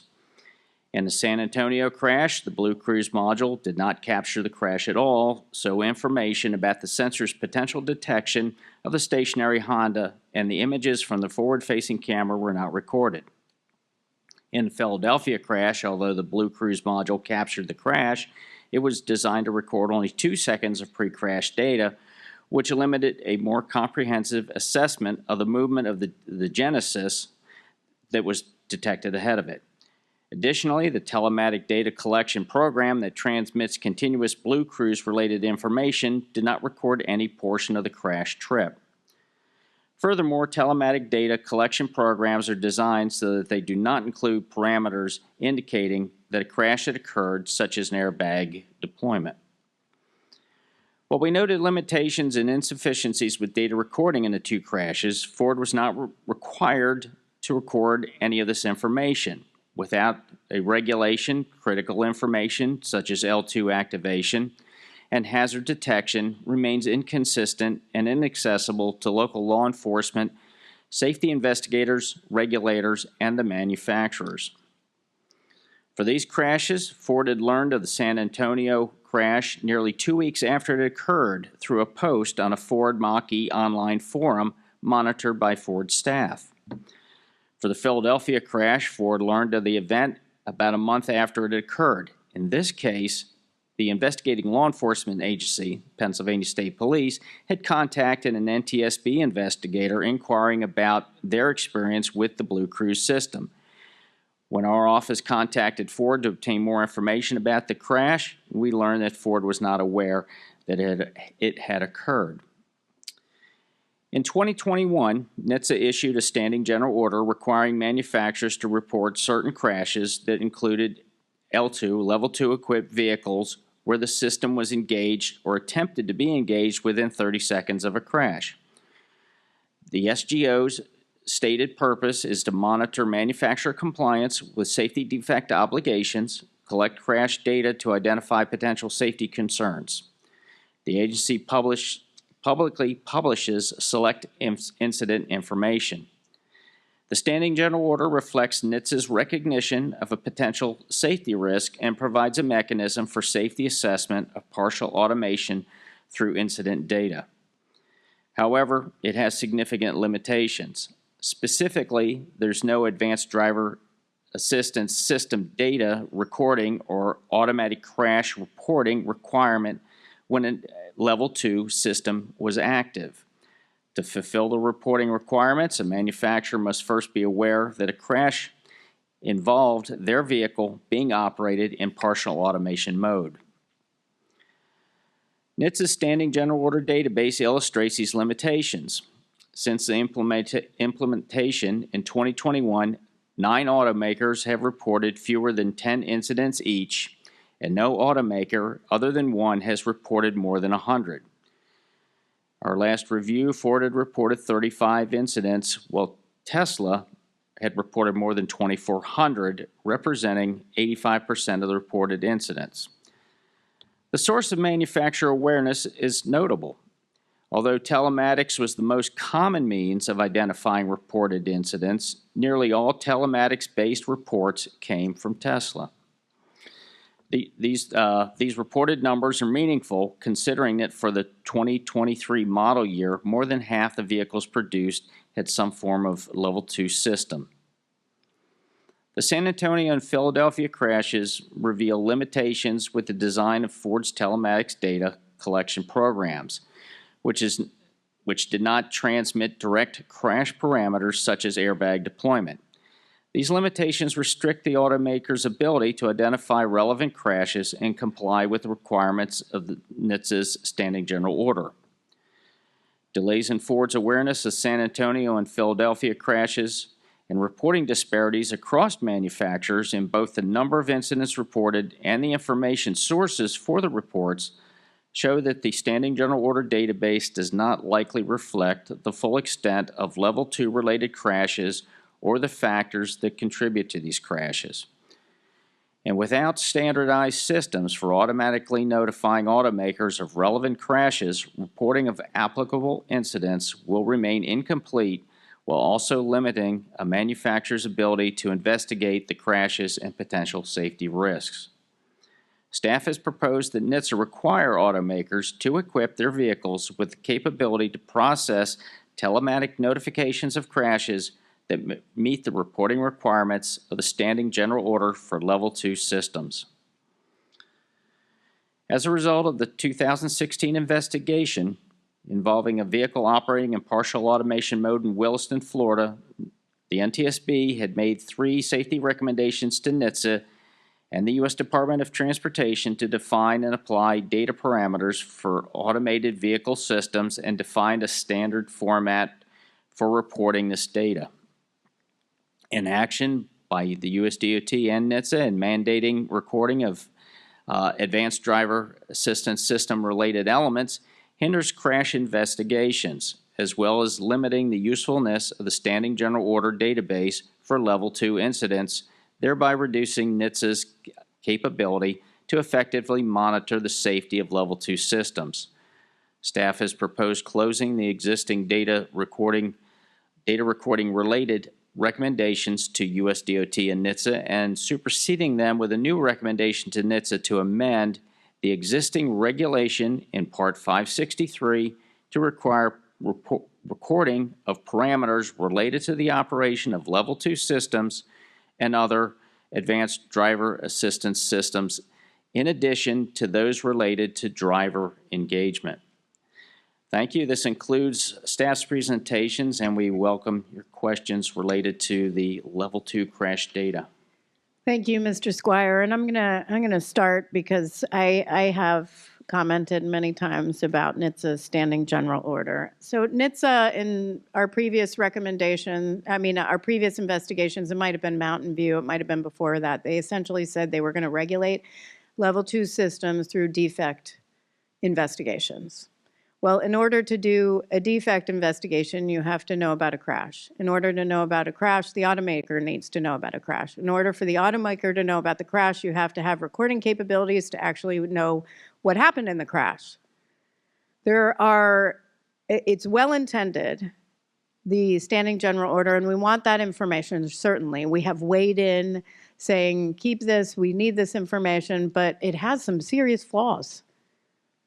and how they regulate it as well, based on that information, also it has some serious flaws. So I'm just going to go through this really quickly, but that standing general order was implemented in July 2021, requiring manufacturers and operators to report to the agencies certain crashes. According to the DOT website, the general order allows NHTSA to obtain timely and transparent notification of real-world crashes associated with advanced driver systems and Level 2 advanced driver assistance systems vehicles from manufacturers and operators. Does it? Nope, not entirely. With these data, NHTSA can respond to crashes that raise safety concerns with these technologies. Really? Not if you don't know about it. So NHTSA goes on to say that the reason they issued the general order is to evaluate whether the manufacturers and the vehicles that are equipped with these advanced driver assistance systems, including manufacturers of prototype vehicles, are meeting their statutory obligations to ensure that their vehicles and equipment are free from defects. NHTSA goes on to say they're going to use them for investigations, and then that auto manufacturers can use that information to improve the safety of their vehicles. We know that Ford learned about some of these from online forums. According to the DOT's website, Level 2 vehicles equipped with partial automation systems are generally privately owned, and so sometimes these crashes aren't reportable, and in this situation, there was a lack of recording. One thing I have stated, and it was after NHTSA had released the results of their standing general order. I don't know if you remember, I had issued a press statement saying it was like comparing apples to oranges. Why? Because Tesla reports a whole lot. So then it looks like Tesla bad, everybody else good. But in actuality, it's just that they report more. They report more data, they report more incidents and accidents than anybody else. And it looks like they are bad and everybody else is okay. We actually, and I know that you just talked about some of these statistics that were mentioned in this report over a period of time, and I'll just repeat them. Since the start of the standing general order in July 2021 through April 15, 2025, reporting varies dramatically among automakers. 8 automakers reported fewer than 10 incidents. 10 automakers reported between 10 and 50 or incidents. Honda reported 112 and Tesla reported 2,093 incidents. NHTSA's database indicates that telematics was a source, about 69% of them, with Tesla's telematics accounting for 96%. I actually went into the database before we had this board meeting to get more updated results and see where we are today. Since the standing general order was issued and the database was first active, and then actually since June 16th, 2025, up until February 26, 2026, there have been 998 reports for Level 2 ADAS incident data. 82% of those reports are Tesla. And it's not that it should not be taken as there's a problem with Tesla. Tesla reports more. So if NHTSA is going to regulate based on defect investigations and they don't know about a crash and the automaker doesn't know about the crash and you're not recording data, how is it that you can improve safety over time? Does that make sense for how you are regulating safety? Anyone? No, it doesn't make sense. Sorry, I had to go on. I was just trying to make a point. It's ridiculous. With that, I'll turn it over to Vice Chairman Graham. Thank you, Chair. Good point. I just got a couple questions. Do these vehicles have any capability of automatically transmitting information directly to Ford? Yes, as Dr. Betchich reported on, they had 2 telematics programs. It basically reports on the status of the vehicle, the functionality, what mode they're operating in, and certain vehicle parameters. But nothing really about the BlueCruise engaged or it did have for Yes, BlueCruise, it but does. anything on the ADAS system? It does. The main thing that we noticed that we consider was a deficiency was it didn't have direct crash notification. In other words, as in the case of Tesla, they get notified when an airbag is deployed. That's specific data they get. In this case, there wasn't specific crash-related data. So do we know how Ford is using this information that they receive? To monitor, well, they monitor the performance of their vehicles, so it would be to improve, to see how the systems are performing and to make improvements as might be needed. Are they using it as to proactively enhance safety? Do we know? Any automaker is using them for their own purposes. To what extent it is due to learning how their customers are using it, whether those systems are used or other purposes, we don't really know. Do we know if they have the technology today to be able to send off the crash data automatically? Well, clearly, since the various telematic data collection programs are used to collect and transmit various information, as Mr. Squire has described, they could also transmit parameters such as airbag deployment, which would be a key parameter that would indicate this is a crash that might meet NHTSA's SGO reporting criteria. So the technology is certainly there. The technology's there. It looks like they're missing an opportunity, and it looks like others are missing an opportunity, not just Ford. So thank you. Member Chapman. With regard to Tesla, why is it that Tesla is reporting so much more? Is it that the telematics are superior, or that the parameters that are being reported are capturing more more occurrences that maybe indicate a crash, or is it a little of both? I mean, what is the reason? Do we know? I think they would probably describe themselves more as a technology company in addition to an auto manufacturer. So Tesla has always had that desire for the more technology, and it does do a lot more communicating with the manufacturer. Their vehicles, they have much more, I even want to say control over the vehicles with regard to the data that goes back and forth. And I'm a little confused about this, and you can clarify. Is the recording of level 2 partial automation data, is that a requirement, or is that done voluntarily? The reporting to NHTSA, the standing general order is required under certain circumstances. Again, when the level 2 systems are engaged at the time of a crash, or where they're engaged within 30 seconds of a crash. Okay. All right. And in the case of the, Chris, go ahead. The recording of level 2 information is not required. So what we saw from these 2 crashes was voluntary.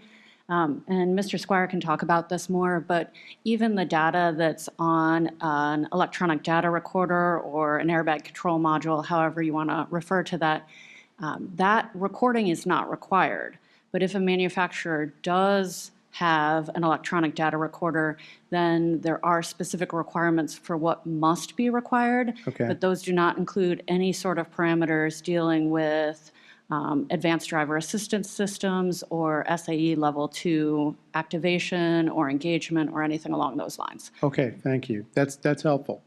In these 2 crashes, the last 5 minutes and 30 seconds of the San Antonio crash were not captured, and none of the Philadelphia crash trip was captured. Do we know why that is? So this is you're referring to the telematic data that was not captured. Yes. So one of the, if you want to call them limitations, but since these are not required, Ford was not required to record any of this information. And the limitations that we were describing were likely due to the general limitations in the robustness of their telematic program, as Mr. Squire has described. In comparison to Tesla, Ford, like other legacy automakers, are a little bit behind in terms of the using telematic data collection programs to more comprehensively and in a more robust way collect that information. But again, they are not required to collect any of it. Thank you. And what does the European Union require in this area? Do we know? I don't have the information right in front of me on what the European Union requires, but I did want to add to your previous question that while Dr. Betchich is pointing out that it's not required for manufacturers to record this information, as a result of NTSB's Williston report, we recognized this deficiency back in 2016 and made recommendations that this type of information needed to be recorded on these types of vehicles. And when NHTSA first came out with the Standing General Order in 2021, we met with them and said that we anticipated the deficiency that the chairwoman pointed out, that Tesla would be reporting the majority of the crashes based on our experiences in investigating various crashes with various manufacturers. So while it's not required, it's certainly been well known for almost 10 years now that this is a deficiency. Regarding the requirements of vehicles in the European Union, they are required to record a number of these parameters related to partial automation and other driver assistance technologies. They are required in the European Union. Okay, thank you. Thanks to all of you. Thanks, Chair. Member DeLue. Yes, I found this interesting topic since I have a lot of background in this, what we call FOQA in the airline industry. So a couple questions on that. The data that is being collected from the different manufacturers, there's no standard necessarily what we should be collecting, right? That's correct. Okay. There's if you do have an electronic data recorder, there's certain parameters that you need to record, but they're very focused on crash pulse, so vehicle velocity, acceleration, steering, braking, that type of information, but not associated with the advanced driver assistance systems. Nope. Okay, that's great. And then do they have any forums at all in the automotive industry where the manufacturers get together and discuss this type of like, hey, here's what we're capturing? Because like, and I hate to use aviation as a standard on it, but in aviation, we collect data at a certain airport. We tell everybody because then we all get to learn from it. Is there anything like that that exists among the manufacturers? There are systems in the highway environment that are similar to the aviation FOQA or Flight Operational Quality Assurance Program. Early on in the early 2000s, there was a program called CAMP, or Crash Avoidance Metrics Partnership, and this was originally formed by GM and Ford in 1995. More currently, there's a system called PARTS, or Partnership for Analytics Research in Traffic Safety. That was formed in 2018, and some of the information that we've been talking about for the effectiveness of automatic emergency braking, for example, is coming out of this type of voluntary shared information from the manufacturers with NHTSA, and then coming together with a third party, just like the Flight Operational Quality Assurance Program does. So it's looking at the effectiveness of these types of systems so that we can then learn from them. As we've been pointing out, the safety of these various base systems has been proven to be effective. Okay, so the follow-up of that, because I'm from Texas, I happen to know this. I don't know about the other states, but in July of 2024, the Texas Attorney General actually opened an investigation into this, saying that the manufacturers were sharing information for drivers, the way people are driving that. I'll read directly here. It said that they were investigating several car manufacturers regarding allegations that the companies had improperly collected mass amounts of data about drivers directly for the vehicles and then sold the information to third parties.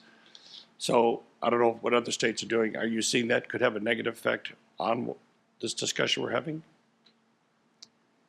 I can't speak specific to the circumstances in Texas. I do know from our investigations and working with manufacturers as parties, they're very careful in the information that they share and protecting the privacy of the individuals. And we have to work to be able to get the information. So I certainly know from our experience, they have been very proactive to protect the privacy of the drivers in the crashes that we've investigated.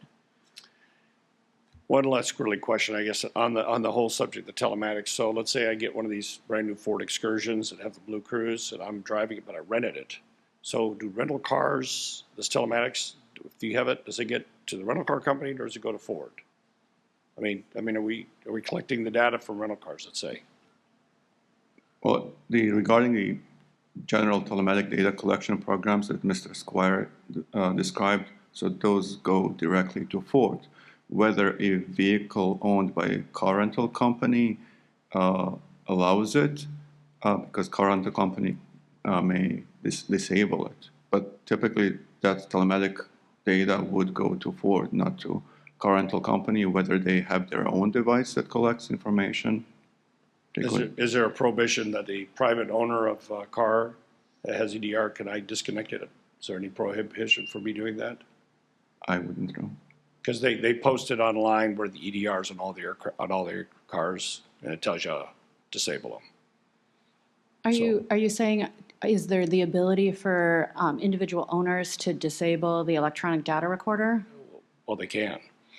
So as I pointed out earlier, the electronic data recorder isn't a requirement, but if it is installed, then there has to be specific minimum information that's recorded on it. Of course, that's why staff is proposing a recommendation that we want, if you're operating at these SAE level 2 systems, to have it be mandatory that this type of information is recorded. And of course, we wouldn't want it to be able to be turned off by an individual. And I support that. I guess what the follow-up the question is there may be a, I don't know why they would want to, but like a rental car company, they might disable them. So is there any prohibition from people doing that? I know privately owned, you could probably say, I'm going to do it, but is there an incentive for the, let's say, rental car companies or people lease cars to do that?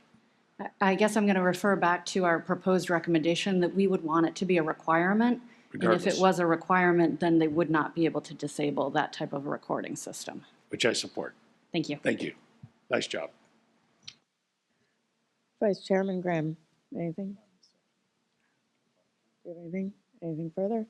Okay, great. We're going to go to the other round. Go ahead, Vice Chairman Graham. Thank you, Chair. Dr. Betchick, I'd be remiss if I didn't ask you a couple questions here about other technologies out there. Are there any other potential technologies that could have mitigated these conditions of this crash, maybe alerted the driver or actually engaged the BlueCruise to slow down before a collision? I'm going to guess that you are thinking about connected vehicle technology or V2X, and particularly considering the challenges that vehicle resident sensors have in detection of stationary vehicle as a hazard.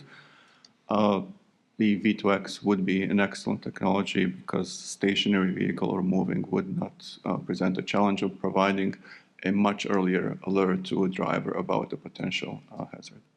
Absolutely. Thank you for that. I know, I think both of these crashes are useful case studies for V2X or vehicle-to-everything technology. For example, the San Antonio crash had both vehicles been equipped with radio transponders and communicating with each other. The Ford driver and perhaps the Ford BlueCruise system as well could have been alerted much sooner to the presence of a stopped vehicle on the roadway. We have many pending recommendations regarding V2X or vehicle-to-everything technology, and I believe these are two more cases we add to our already extensive list about the need to equip all vehicles, including level 2 vehicles, with vehicle-to-everything or V2X technology. Thank you, Chair. That's all I have. Thank you. Member Chapman. No questions in this round, thanks. Member DeLue. No questions, other than to another special thanks to the staff for this comprehensive and fulsomeness report. Thank you. And my last question would be for Ms. Catania. How do we work for improving safety after we leave this board meeting? Thank you for that question, Chairman Homendy. After the board meeting, the Office of Safety Recommendations and Communications will work with all of you and the NTSB staff and our stakeholders to raise awareness and visibility of these key safety issues and the recommendations adopted today.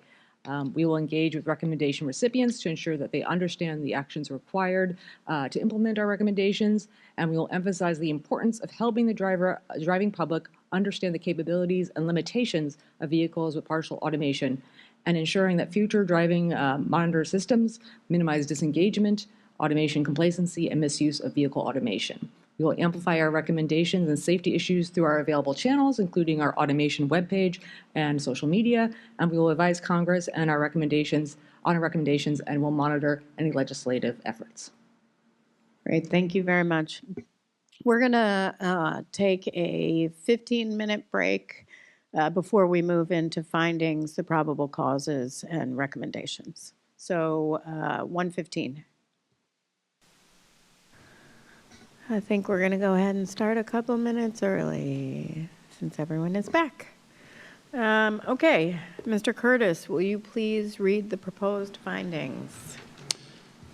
Certainly, Chair. As a result of these investigations, staff proposes 20 new findings. Number 1, none of the following were factors in the San Antonio crash. 1, the licensing of either driver. 2, the Ford driver's experience with his vehicle. 3, intoxication of the Ford driver.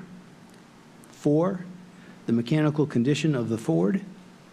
5, highway factors, or 6, weather. Number 2, none of the following were factors in the Philadelphia crash. 1, the licensing of the Ford driver. 2, the mechanical condition of the Ford. 3, highway factors, or 4, weather. Number 3, the emergency responses to both the San Antonio and Philadelphia crashes were timely and adequate. Number 4, in the San Antonio crash, the reasons for the Honda being stopped in the center lane could not be determined, but the Honda driver's alcohol impairment could have contributed.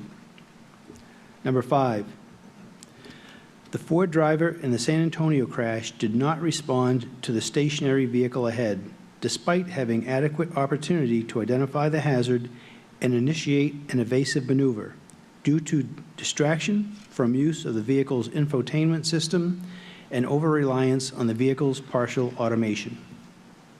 Number 6, the Ford driver in the Philadelphia crash did not respond to the stopped vehicles ahead, despite having adequate opportunity to identify the hazard and initiate an evasive maneuver, due to a combination of potentially interacting factors, including impairment from substance use, disengagement from the driving task, likely due to cell phone use and over-reliance on the vehicle's partial automation, and speeding, which reduced the duration of clear line of sight to the stopped Elantra. Number 7, the National Highway Traffic Safety Administration's failure to meet the statutory date for completing a final rule requiring advanced impaired driving technology on all new passenger vehicles continues to expose the public to dangers posed by impaired drivers. Number 8, if the Ford in the Philadelphia crash had been traveling at the posted speed limit of 45 miles per hour instead of 72 miles per hour, the Ford collision warning and automatic emergency braking systems would have been more likely to alert the driver sooner or mitigate the crash, based on the Ford Mach-E performance in the existing testing protocols. Number 9, the circumstances of the San Antonio and Philadelphia crashes, stationary lead vehicle, striking vehicle traveling at highway speed, and nighttime conditions were likely outside the capabilities of the Ford vehicle's collision avoidance systems, Ford collision warning and automatic emergency braking, available at the time of the crash, but are addressed in the performance parameters of the recently issued Federal Motor Vehicle Safety Standard 127. Number 10, the San Antonio and Philadelphia crashes revealed limitations in the Ford Motor Company's design of its telematics data collection programs, which did not transmit direct crash parameters such as airbag deployment. These limitations restrict the automaker's ability to identify relevant crashes and comply with the reporting requirements of the National Highway Traffic Safety Administration's SAE International Level 2 Standing General Order. Number 11, the San Antonio and Philadelphia investigations, which revealed delays in manufacturer awareness of crashes involving active SAE International Level 2 L2 systems and reporting disparities across manufacturers in both the number of incidents reported and the information sources for the reports, show that the National Highway Traffic Safety Administration's L2 Standing General Order incident database likely does not reflect the full extent of L2-related crashes in the United States or the factors that contribute to these crashes.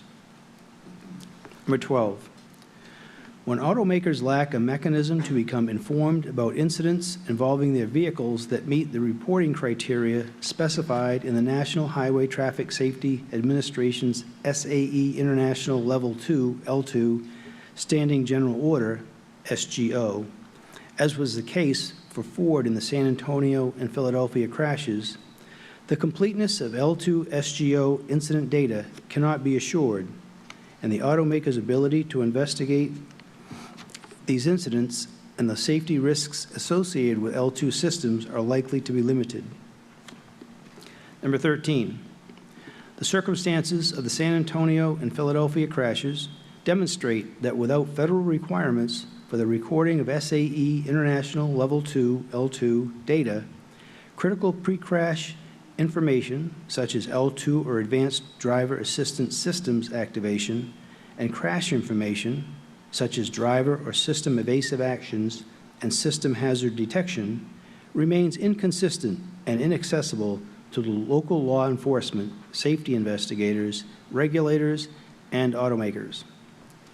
Number 14, inaction by the U.S. Department of Transportation and National Highway Traffic Safety Administration, NHTSA, in establishing requirements for recording automated vehicle control system data, including the supporting advanced driver assistance systems features, continues to enable non-standardized and inconsistent data collection, hindering crash investigations and NHTSA's oversight of potential safety defects associated with SAE International Level 2, L2 systems, as well as limiting the broader usefulness of NHTSA's L2 Standing General Order incident database in revealing incidents and crashes involving partial automation.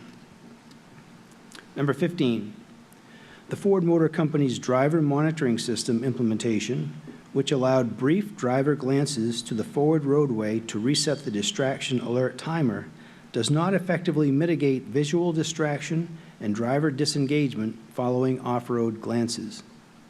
Number 16, in the San Antonio crash, the Ford driver's repeated off-road glances, combined with his insufficient brief on-road glances to detect the stationary vehicle ahead, demonstrate the risks of accumulated glances away from the roadway and highlight the need for prolonged glance pattern evaluation and driver monitoring system implementation.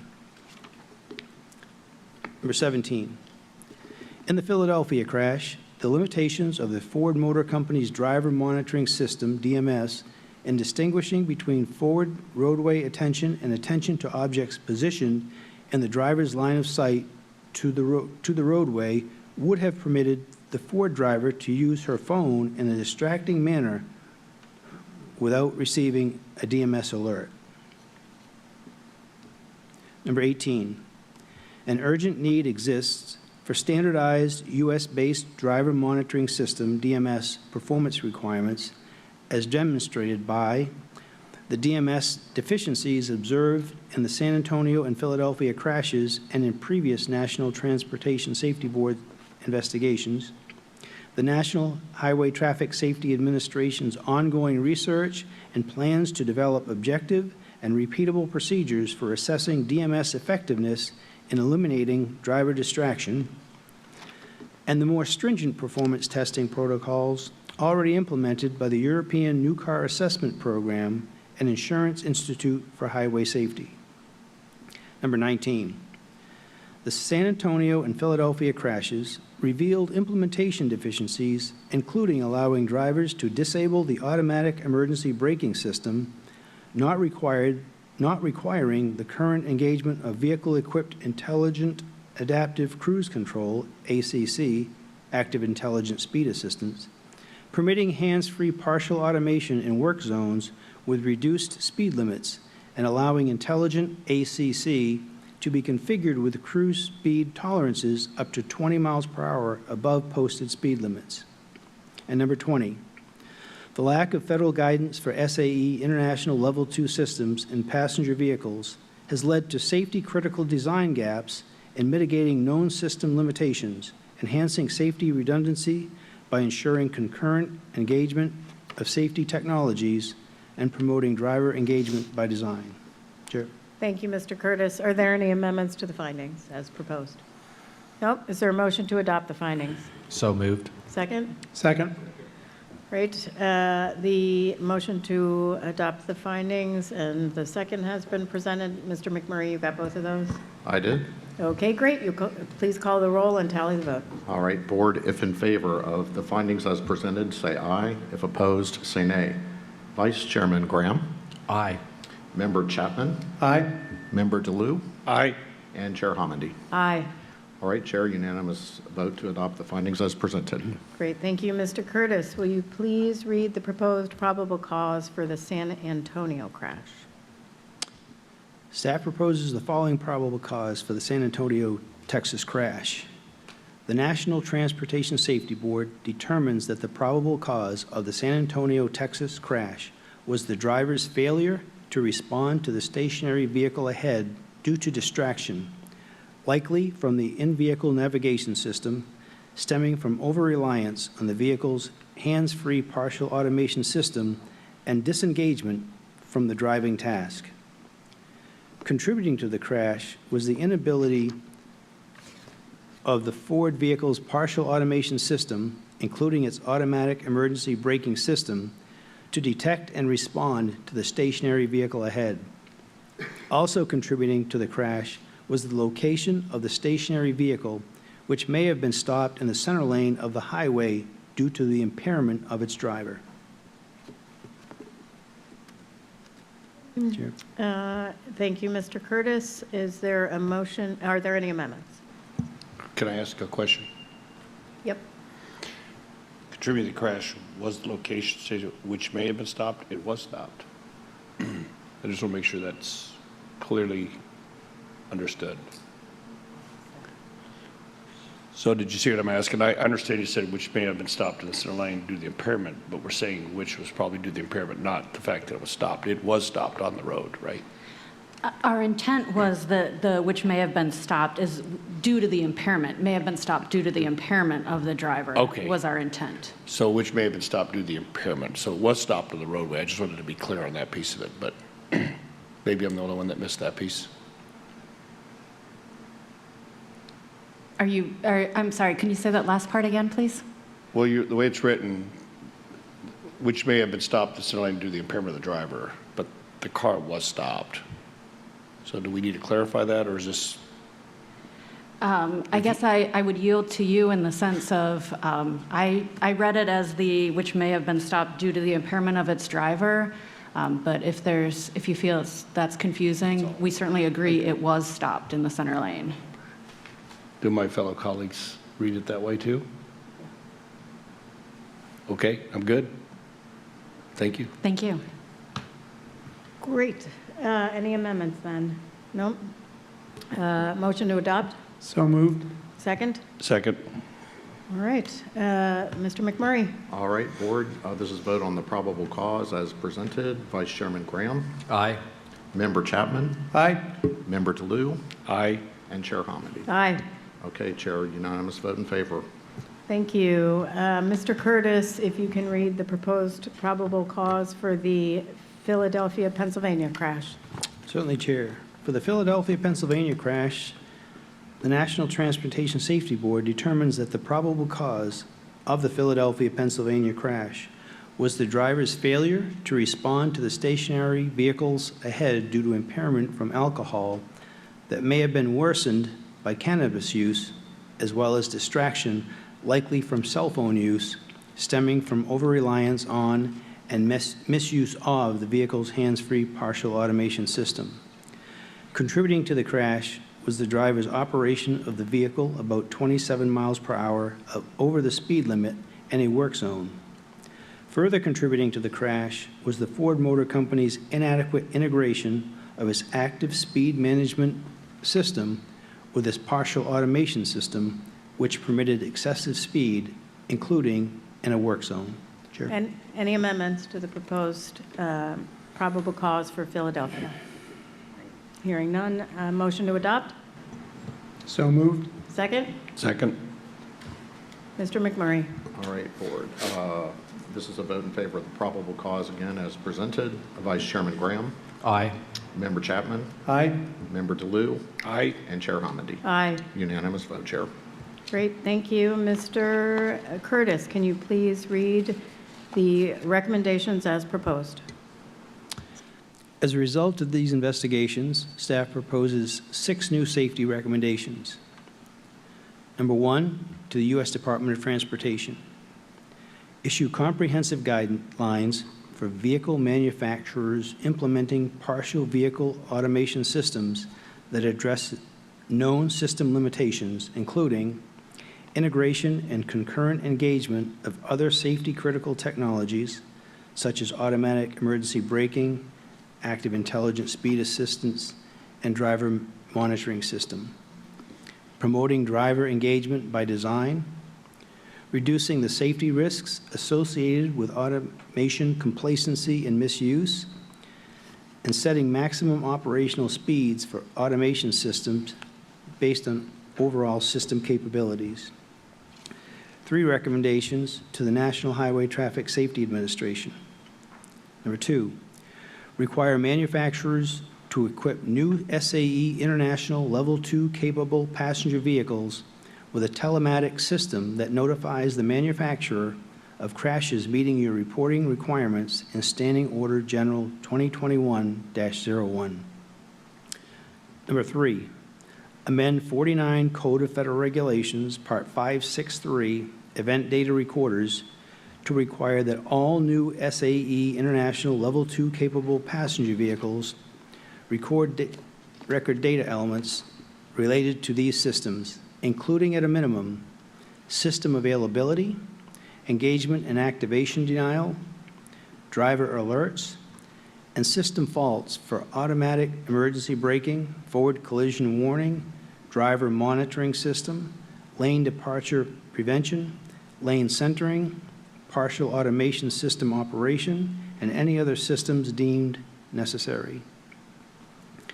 Number 4, require that all new SAE International Level 2 capable passenger vehicles be equipped with driver monitoring systems capable of minimizing driver disengagement, automation complacency, and misuse of automation by, at a minimum, providing warnings about accumulated short glances over a prolonged period of time, differentiating genuine on-road glances from attention directed to objects, such as cell phones, located in the driver's forward line of sight, and issuing initial and subsequent multimodal alerts at intervals that minimize eyes off-road duration. 2 recommendations to the Ford Motor Company. Number 5, revise the driver monitoring systems, DMS, in your new vehicles to detect and provide warnings about accumulated short distractions over a prolonged period of time. Differentiate genuine driver on-road glances from attention directed to objects, such as cell phones, located in the driver's forward line of sight, and issue initial and subsequent multimodal alerts at intervals that minimize eyes off-road duration. Number 6, modify your BlueCruise system for new vehicles to require that the automatic emergency braking system is engaged and that the intelligent adaptive cruise control system uses appropriate speed tolerances to mitigate excessive speeding, taking into consideration the system's operational capabilities as well as traffic and highway complexity. Additionally, staff proposes reiterating 1 previously issued recommendation to the National Highway Traffic Safety Administration.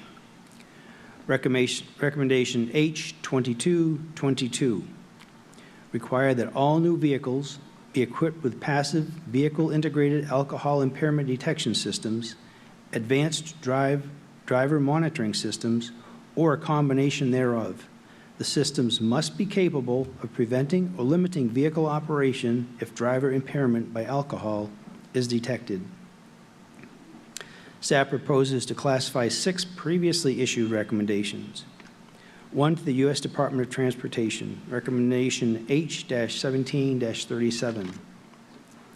Define the data parameters needed to understand the automated vehicle control systems involved in a crash.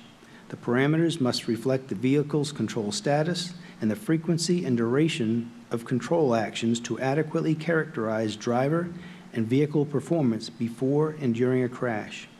Staff proposes to classify this recommendation closed, unacceptable response, superseded by recommendation 3, to the new recommendation 3 to the National Highway Traffic Safety Administration. 4 to the National Highway Traffic Safety Administration, recommendation H-17-39. Use the data parameters defined by the U.S. Department of Transportation in response to safety recommendation H-17-37 as a benchmark for new vehicles equipped with automated vehicle control systems so that they capture data that reflect the vehicle's control status and the frequency and duration of control actions needed to adequately characterize driver and vehicle performance before and during a crash. The captured data should be readily available to, at a minimum, National Transportation Safety Board investigators and National Highway Traffic Safety Administration regulators. Staff proposes to clarify this recommendation, closed, unacceptable response, superseded by new recommendation 3 to the National Highway Traffic Safety Administration. Recommendation H-17-40, define a standard format for reporting automated vehicle control systems data and require manufacturers of vehicles equipped with automated vehicle control systems to report incidents, crashes, and vehicle miles operated with such systems enabled. Staff proposes to classify this recommendation closed, unacceptable response, superseded by new recommendation 3 to the National Highway Traffic Safety Administration. Recommendation H-20-3. For vehicles equipped with Level 2 automation, work with SAE International to develop performance standards for driver monitoring systems that will minimize driver disengagement, prevent automation complacency, and account for foreseeable misuse of the automation. Staff proposes to classify this recommendation closed, acceptable response, superseded by new recommendation 4 to the National Highway Traffic Safety Administration. Recommendation H-20-4. After developing the performance standards for driver monitoring systems recommended in Safety Recommendation H-20-3, require that all new passenger vehicles with Level 2 automation be equipped with a driver monitoring system that meets these standards. Staff proposes to classify this recommendation closed, acceptable response, superseded by new recommendation 4 to the National Highway Traffic Safety Administration. And 1 to SAE International, recommendation H-20-7. For vehicles equipped with Level 2 automation, work with the National Highway Traffic Safety Administration to develop performance standards for driver monitoring systems that will minimize driver disengagement, prevent automation complacency, and account for foreseeable misuse of the automation. Staff proposes to classify this recommendation closed, unacceptable action, no response received. And finally, staff proposes to classify new recommendation 3 as open, unacceptable response upon its issuance. Chair. All right. So we have recommendation 3 to NHTSA, which would be open, unacceptable. We are closing unacceptable, some closing acceptable, others opening, await response. The one I really want to point out is to SAE International. When was that issued? Can you pull that up real quick? In 2020. And they just decided not to respond? We never received a response. We had a meeting with them, we had a couple of exchanges with them, and we just haven't received a formal response. And when we met with NHTSA in preparing for this report, they mentioned that they had not been working with SAE, but they could do the work on their own. Yeah, but SAE, but they also informed us SAE pretty much had no desire to do anything. I don't recall that part of the discussion. It's written in the report that they didn't have any interest in pursuing it. Okay, I mean, that's pretty bad. I will say SAE every year invites us to their conference to make presentations in January, and every year invites us. Certainly, they can write to invite us to invite to events so that we can talk about critical safety issues, but then they fail to actually respond in writing to a safety recommendation and actually take any action on it. I think that's pretty shameful. So I'll probably remember that the next time I get their very timely invitation that they wrote to us asking that we do a presentation. So with that, are there any questions or amendments to these recommendations or their classifications? No? Okay. Is there a motion to adopt? So moved. I'll do the second. Mr. McMurray. All right, Chair, this is a vote in favor of the recommendations and classifications as presented. Vice Chairman Graham? Aye. Member Chapman? Aye. Member DeLue? Aye. And Chair Homendy. Aye. Okay, Chair, unanimous vote to adopt. Great, thank you. Are there any amendments to the report? All right, is there a motion to adopt the final report as presented? So moved. Second? Second. All right, Mr. McMurray. A vote in favor of the report as presented. Vice Chairman Graham? Aye. Member DeLue? Aye. I'm sorry, out of order. Member Chapman? Aye. And Chair Homendy. Aye. All right, unanimous vote, Chair. Thank you very much.